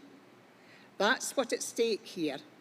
Our right to get our letters on time, to get our mail when it can be delivered, rather than when it's profitable to be delivered. People won't get cards on their birthdays or their wedding anniversary, not because they don't want them, but because it suits the Czech billionaire who is the Royal Mail's biggest shareholder.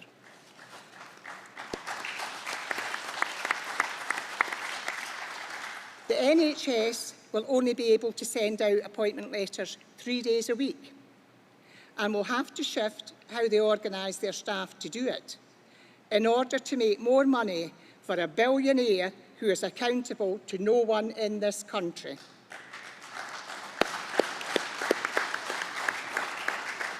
Does anyone think that this service would be under threat if the Royal Mail were still publicly owned? And is anyone at all, going to try telling us that the Royal Mail is better now it's a business than when it was a service? The Royal Mail should be about delivering for value, for its people. It's not for profits. Support a decent postal service. Support the motion.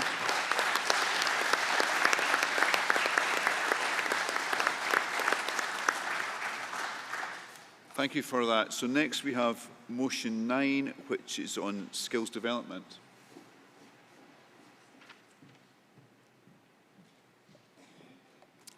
Thank you, Chair. Conference, Marcus Fluker, Angus South, CLP. Conference yesterday, Anas rightly recommitted us to being the party that will get growth back into our economy. Just as well, because the Tories have proven themselves to be economically illiterate, and the SNP have shown that they are economically unimaginative. As Anas said, the way we do this is by listening to and working with businesses and trade unions. But as this motion seeks to address, we also have to ensure that we have the right skills delivery landscape here in Scotland to prepare young Scots to become the highly skilled workforce we need for the future. But Conference, Recent research paints a very stark picture. Between 2015 and 2022, the number of vacancies resulting from skills shortage in Scotland more than doubled. These are not just numbers on a page. These are opportunities lost, potential untapped, and progress delayed. There are countless businesses up and down the country facing this reality. So, of course, any reasonable person would expect that the Scottish Government would be taking urgent action to address this issue, right? No, of course not, because why on earth would they do that? Conference instead, Graham Day, the Minister for Further and Higher Education, thought an appropriate response to this particular challenge was to cut £46 million of funding from colleges and universities. Conference, that's embarrassing. And it's not as if we won't see the impact of this decision until 10 or 20 years from now. Its impact was immediate. The very next day, the City of Glasgow College announced plans to cut 100 jobs because it's facing a £6 billion deficit. However, this is, of course, the same minister who has sat on the recommendations from James Withers' independent review of the skills delivery landscape since last June, and has only managed to make one statement to Parliament on its findings, in which he made only the most piecemeal of commitments. What we actually need is major changes. James Withers said, moving forward, what we need is an absolute focus on those who use our skills delivery system. I'm inclined to agree. Our young people, our lifelong learners, and our businesses need to know that the entirety of the skills delivery landscape has their needs at its heart. The review also called for the Scottish Government to assume direct responsibility for national skills planning. And again, I can only but agree. This challenge needs ministerial oversight to drive it forward. It is imperative that we ensure that good, skilled jobs are not only created within our borders, but also remain here. As we embark on this journey towards a just transition to net zero, the role of a skilled workforce cannot be overstated. James Withers called for this focus on the users of the system, and he's... Sorry. There we are. Nope. Take your time.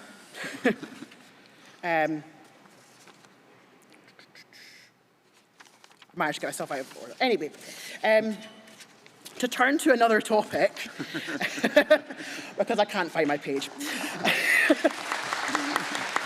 I actually put page numbers on it, but apparently that's wrong too. But anyway, in May 2020, the Scottish Government commissioned Professor Mark Logan to conduct a review of Scotland's technological ecosystem. He found clearly that a high-quality education system is key to ensuring our tech sector can grow in the future. So I am proud that Scottish Labour has already committed to improve digital literacy in our schools. Industry data from last year found 23% of firms cite a lack of basic skills, and 37% report a lack of advanced digital skills amongst their existing workforces. Now, this is not the fault of our young people. This is the fault of 17 years of stagnant education policy, which has wholly failed to keep pace with changing times. Conference, in conclusion, let's not be like the Scottish Government, too daunted by the challenge to address it. Let's build a Scotland that invests in its people, fosters innovation, and builds a resilient foundation for economic growth. I urge you to support this motion. Thank you.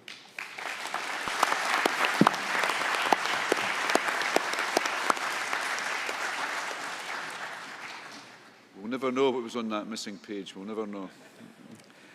So next, I think that one's moved, seconded from the floor, sorry. So next we have motion 10, which is on Borders Railway. And we have a delegate from Edinburgh Western CLP. Michael Davidson, delegate for Edinburgh Western CLP, moving motion 10. First time speaker, and a proud GMB shop steward in my workplace. Conference, when the Waverley route between Edinburgh and Carlisle closed in 1969, it became one of the largest single closures of the Beeching Acts.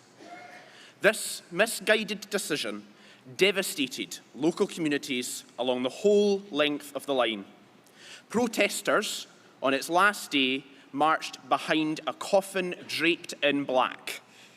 They knew that the railway was the lifeblood of the Scottish borders. Fast forward to the present day.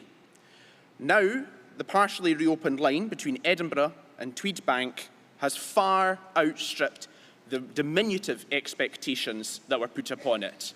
Ridership has boomed 10 times what was expected in 2019, driving regeneration and house building.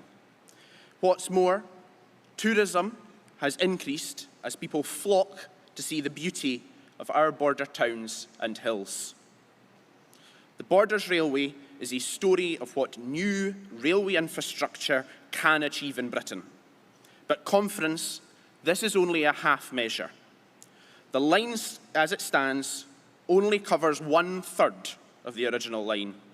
It shows a stunning lack of ambition in our current government that so little track has been laid. That is why we call upon Conference for Scottish Labour to complete the line all the way to Carlisle. 17 years of managed decline is what has been presided over by the SNP, at best tinkering around the edges of our economy.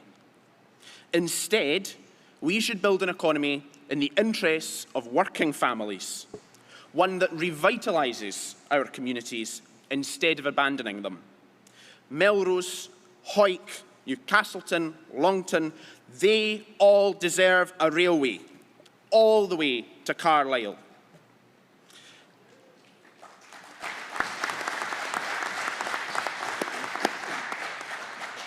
And Conference, let's not mince our words. That is not going to come from the SNP, who cannot be trusted on any infrastructure project.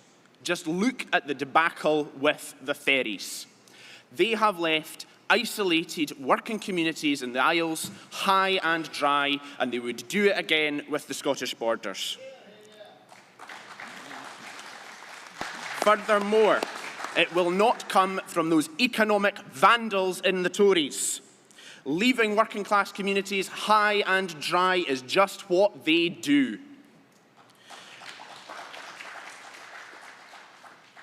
It is this party that has the record on economic growth. It is this party that has invested in order to grow. It is this party's values that hold that no one should be left behind. It falls on us in Scottish Labour to champion bold ideas and to deliver the change that Scotland needs. For the cost of just 56 miles of track, the economic case is strong. And let's be clear, Conference, that's 56 miles of track that must be forged with green British steel and made by British unionised workers.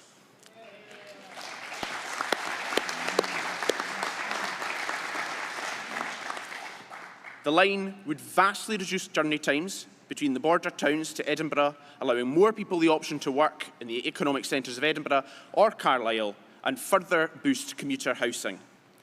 The line would allow an easier connection to the vast timber plantations in the area, taking heavy lorries off the roads and goods onto the railways for sale in England.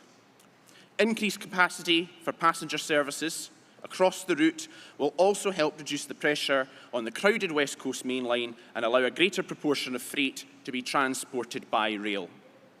Why does that matter? Conference, we know that the climate crisis is upon us. It has to be addressed now, not in 5 years or 10 years, now. Decarbonising transport is critical to to delivering a green and sustainable Scotland. And in 2017, rail transport accounted for just 1.2% of all transport emissions in Scotland, by far the lowest. To make the Scottish economy green and sustainable, we must move millions of car journeys over to the railways, and increased rail infrastructure is a key priority. Conference. The railways are inextricably British, not just because they were invented here, but because they tie our economy, our communities, and our nations together. Completing the Borders Railway is part of the change that Scotland needs, and I therefore urge you to support the motion. Thank you.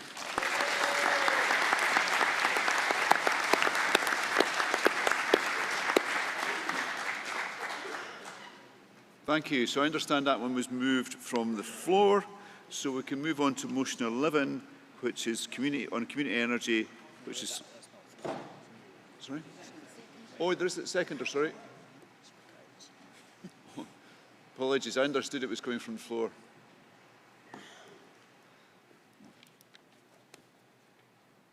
Good morning, Chair. Conference, Martin Hartley, TSSA Trade Union Executive Committee member. I'd like to speak in support and second motion 10, extending the Borders Railway line from Tweedbank to Carlisle.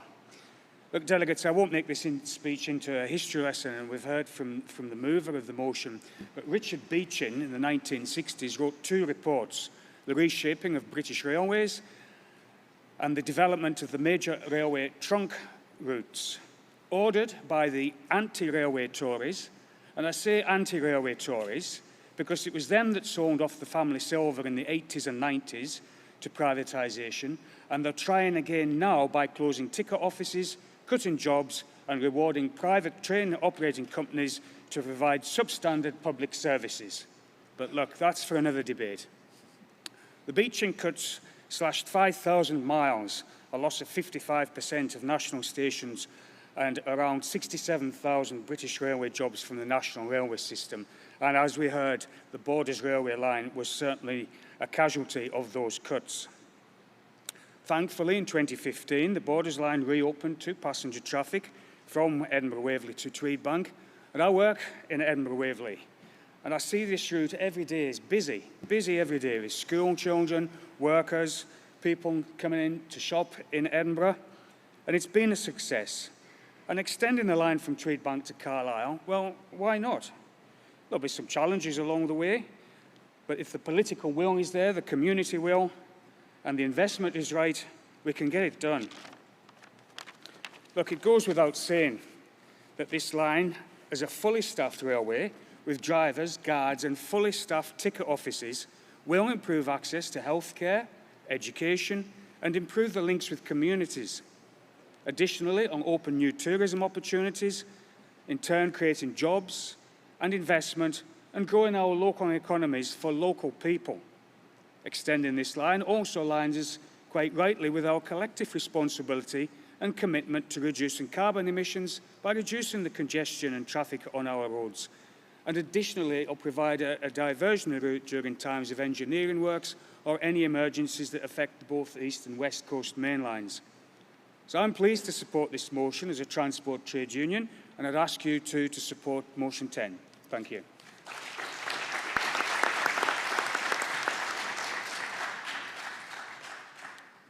Thank you. And hopefully now it's safe to move on to motion 11 on community energy. You're very welcome.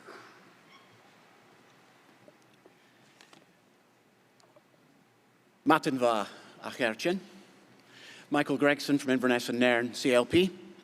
And I'm grateful to Richard McCready from the Cooperative Party, who'll be seconding the motion, and to the Mighty Murray, who were planning to second the motion, but Richard's taken that job.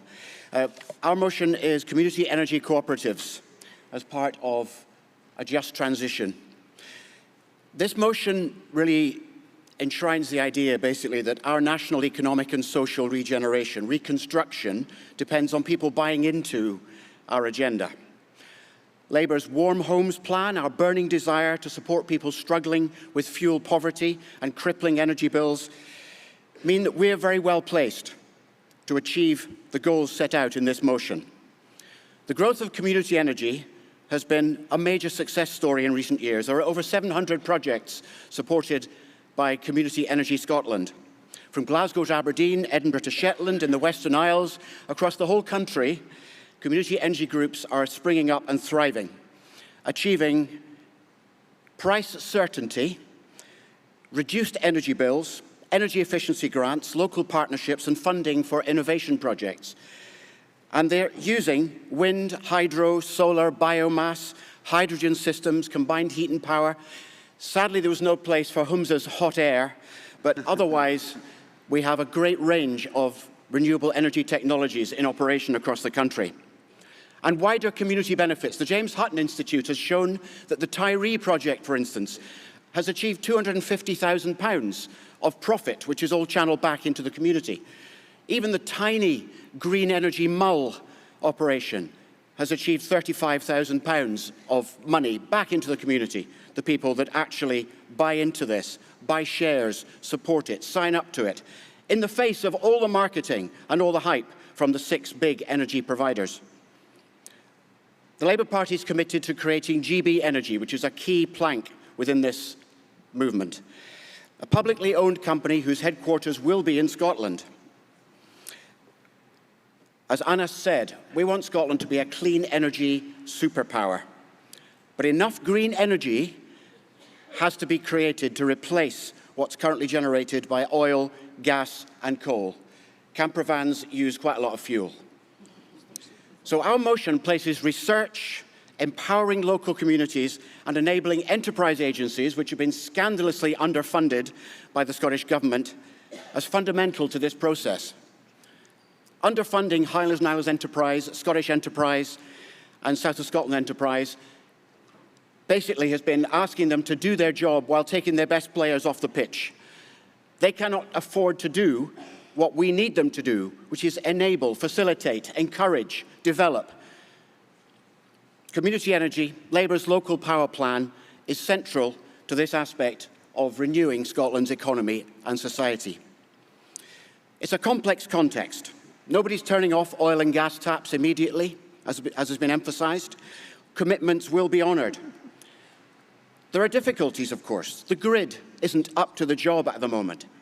The Galson Community Trust could only kick off in 2007 with its first turbines. This is a Lewis project, so it's serving a very remote community.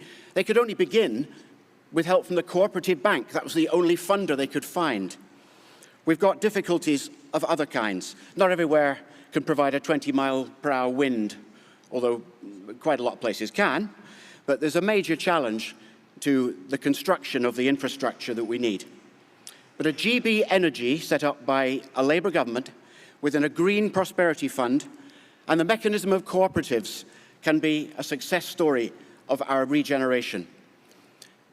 As Ben Proctor said this morning, a cooperative can provide equity, humanity, and sustainability. I urge you to support motion 11. Thank you.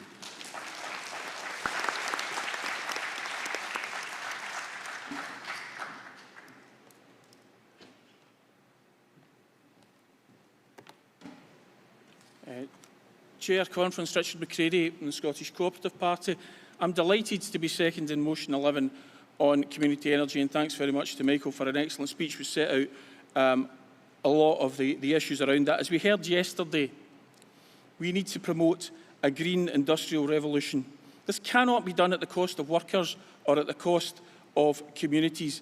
Community-owned renewable cooperatives would be run in the interests of the communities that they are working in and would deliver significant community benefits. And we heard a lot about how that's been done in rural parts of the country. It can be done in urban parts of the country as well.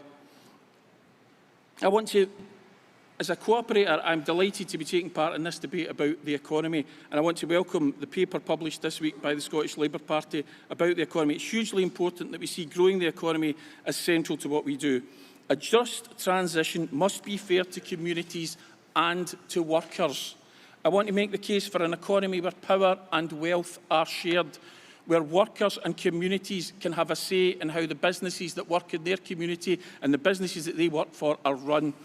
Scottish Labour is right to highlight the cluttered nature of enterprise support in Scotland. I want to highlight the success the last time Labour was in power of Cooperative Development Scotland. It's been neglected by the current Scottish Government, but we need a renewed focus on cooperative development in this country to create those community energy co-ops that this motion talks about and to support them. Co-ops are more resilient, as we've heard today. Cooperative start-ups are almost twice as likely to survive the first 5 years of trading than start-ups generally. Doubling the size of the co-op sector would give more powers to workers and to consumers in these democratic businesses. Surely all of us are here to give more power to the workers.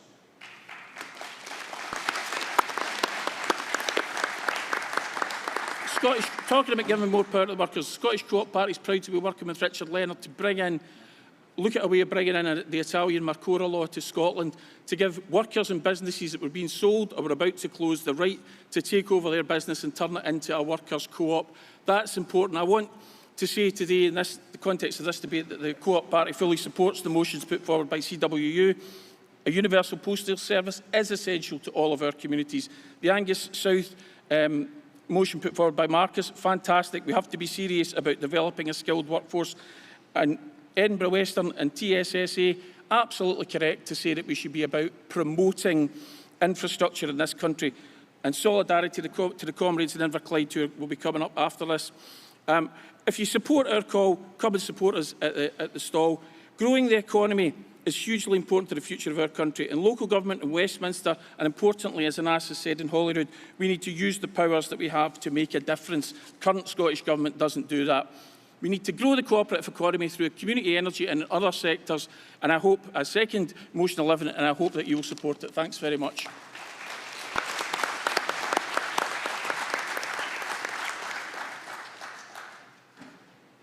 So thank you for that. So we're now ready to move on to the emergency motion. Can the mover come to the rostrum? Thank you.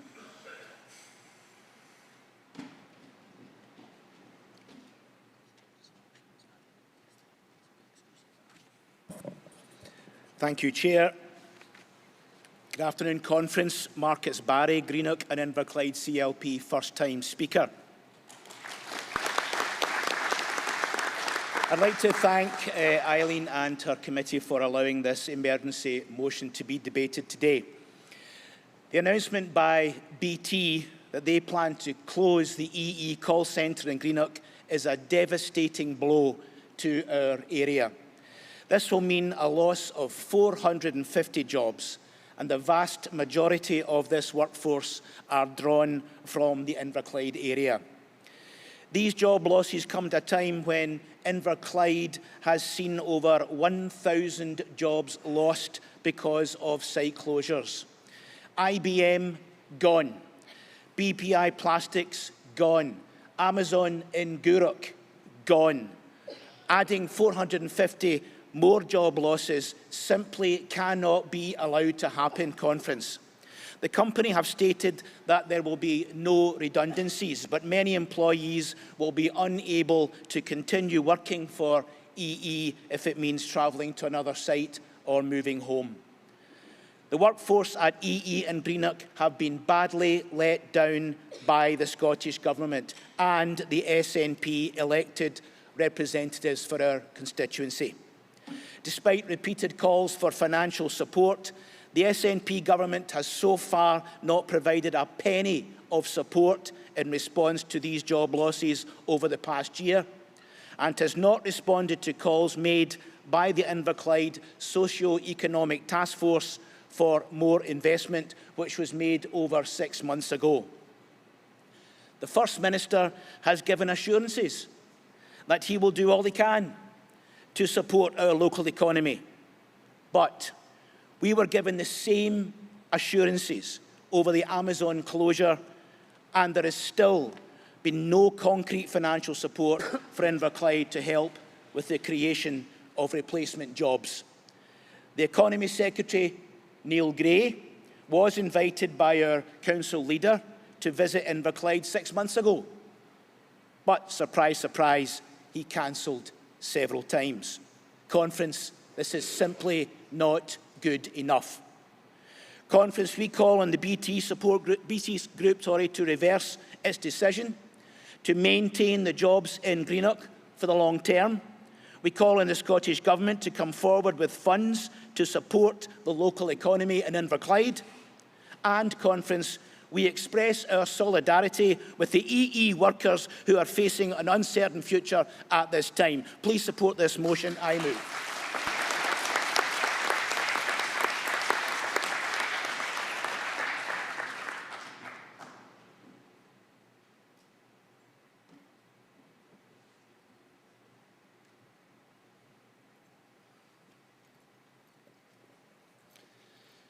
Chair, Conference, Craig Anderson. Proud to second the emergency motion on the closure of the EE call centre in Greenock. Conference, on behalf of our members, can I thank the CLP for submitting this motion. the CWU and my own branch, who represent the members working at the EE call centre in Greenock, and have done for many, many years throughout all the different companies who have badged, who have taken it over, who have owned it. We've been there. It's been there for a long time. The site, for me, is quite close to me personally. I'm a normal boy, raised all my days in the area, just in an average working class household. But I visited that site when I was a child with my granda, because that site used to be Scott's Engineering Works. I got a dry dock next to the actual call centre now. I went on site, I was in there with him many a time. I was there with my dad, who supplied the shipyards with goods. I've watched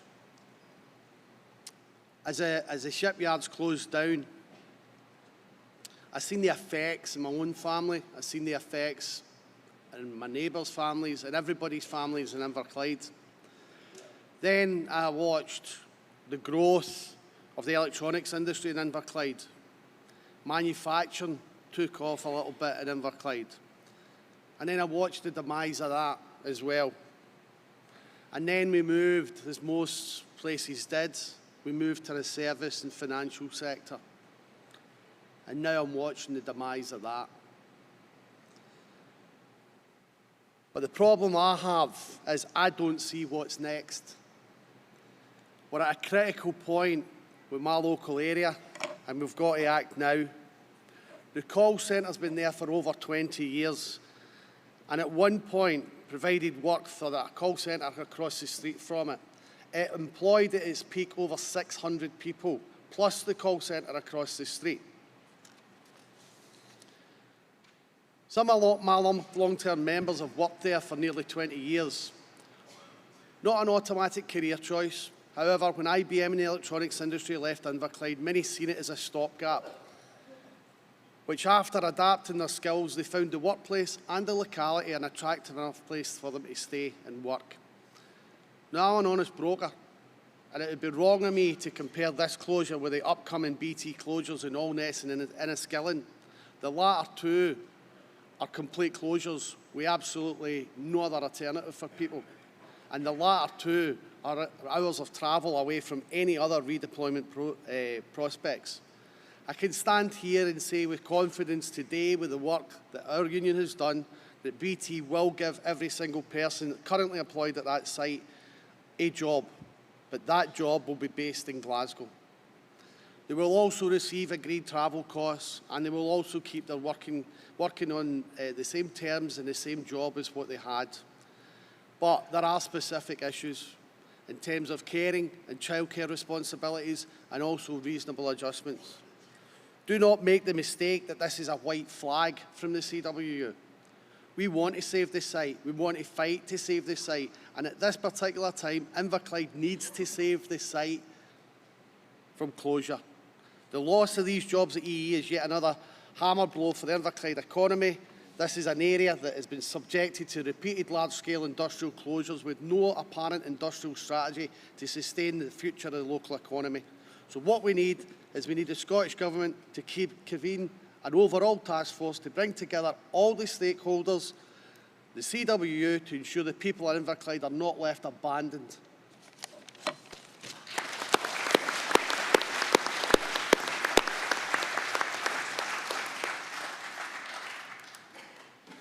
So this has been a really full session, so we don't really have time for any contributions from the floor, I'm afraid. And the emergency motion has pushed time even further. But I do really want Martin McCluskey to speak to the emergency motion, because he will be our candidate for that area in the election. But Martin, please, keep it very, very short and sharp. Thank you, Chair. Martin McCluskey, as Scott said, I'm the candidate for Inverclyde and Redfshire West Conference. I'd hope to be standing here today to talk about the plans that Labour has for government, but instead I'm here, unfortunately, to talk about job losses As we've heard already, the closure of EE's call centre in Greenock is an absolute hammer blow to our community. 450 jobs lost, meaning over 1,000 jobs lost in the community in the past 18 months. Amazon, Berry BPI, Webhelp, Wilco, all gone at the stroke of a pen in decisions taken hundreds of miles from Inverclyde with little regard to the effect it will have on us. Decisions that treat our community not as a community, but as a cost centre. Every job lost to the local economy is a loss of an income, the loss of spending power in our shops, and the loss of work further down the supply chain. But it's also a loss of opportunity. As Craig Anderson just said, we've had that call centre there for decades. Thousands of people have taken their first step into the world of work at EE's Greenock office, and many of the loyal workforce have been there since the very beginning. With so much invested by this workforce in our community, we deserve so much better than this. But despite over 1,000 jobs lost, we have not received a single penny in support from the Scottish Government. And instead of fighting for our jobs, our SNP, MP and MSP have waved the white flag and told people there's nothing they can do. Conference, if the SNP won't fight for Inverclyde's jobs, they should make way for a Labour Party that will.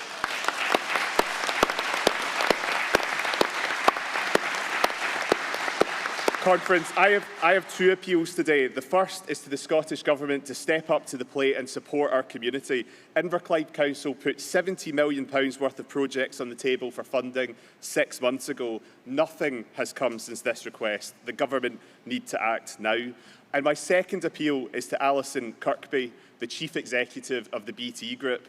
Alison Kirkby was born in Glasgow and took over BT on the 1st of February.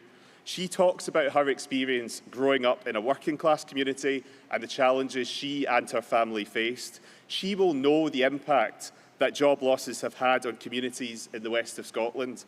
I say this to her today: don't make the problem worse. You inherited these plans from your predecessor. Look at them again and think about the impact your actions could have on our community. Choose to be part of our future, not part of the problem. Thank you, Conference.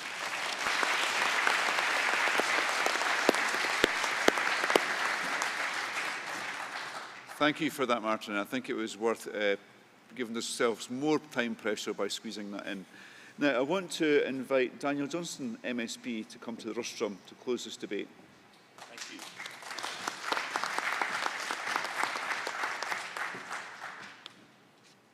So, Conference, I think I might be the last speaker in the morning session. Now, they say there's no such thing as a free lunch, so I'm afraid the price you're going to pay is listening to me for the next few minutes, so bear with me.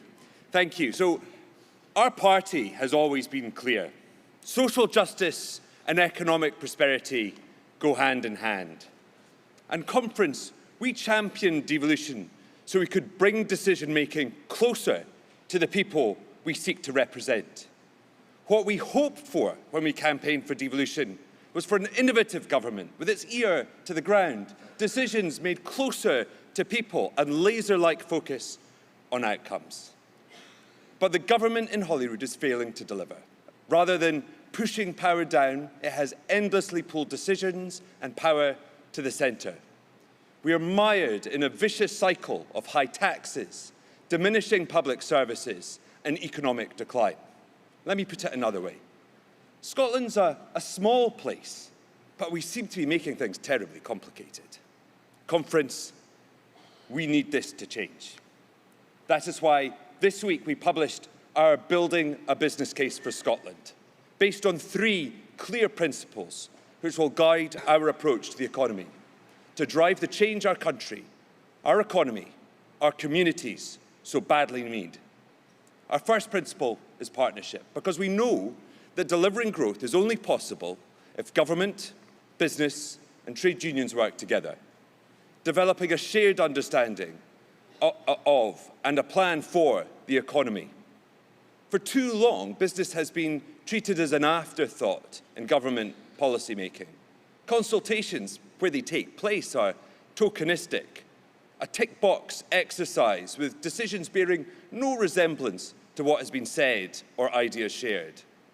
The partnership we want to see will involve businesses, trade unions, at every stage of the policy development process, hardwiring industry into economic decision-making. But, Conference, we need to realise something else, that successful businesses know they will only succeed when they empower workers, develop their skills, maximise their talents. This should be a shared ideal between Labour and business. And that is why I am proud that on day one of the next UK Labour government, we will see the biggest strengthening of workers' rights in a generation.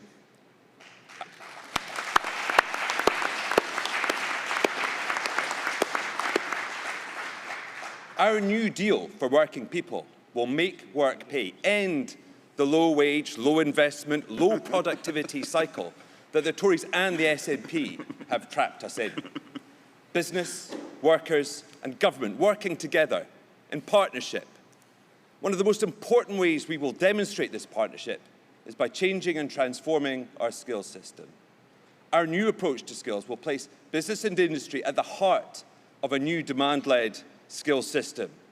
Business will be involved at every stage of the design, delivery and implementation to ensure we produce workers with the right skills in the right places.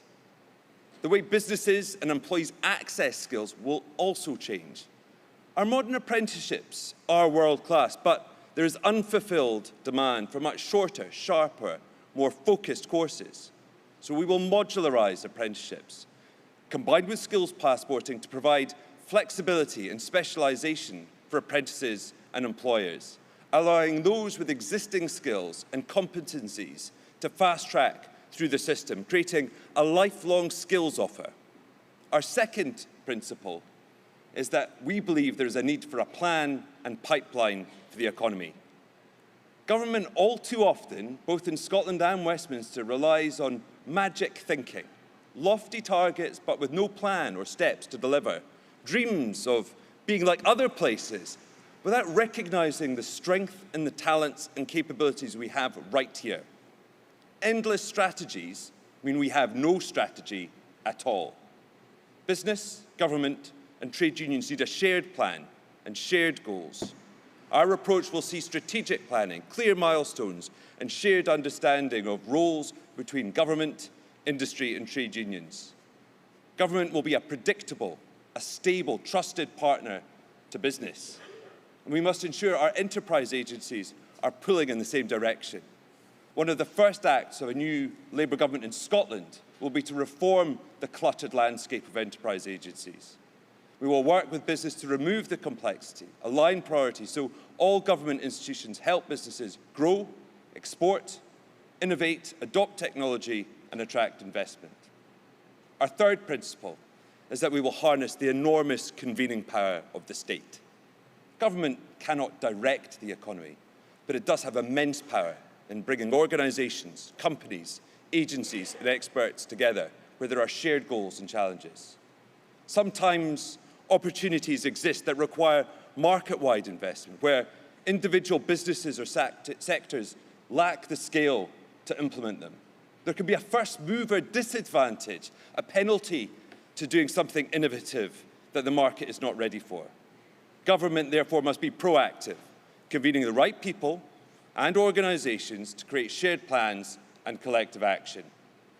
Our business case for Scotland is just the start of our ambitious plans for Scotland's economy.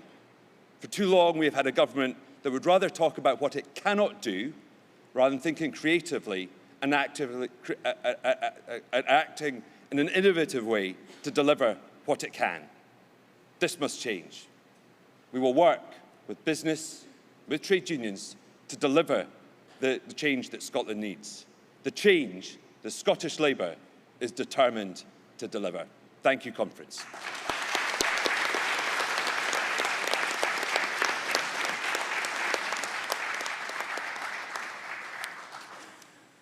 Thank you, Daniel, and thank you for all the work you do connecting with businesses that share our vision and share our values for Scotland and the UK.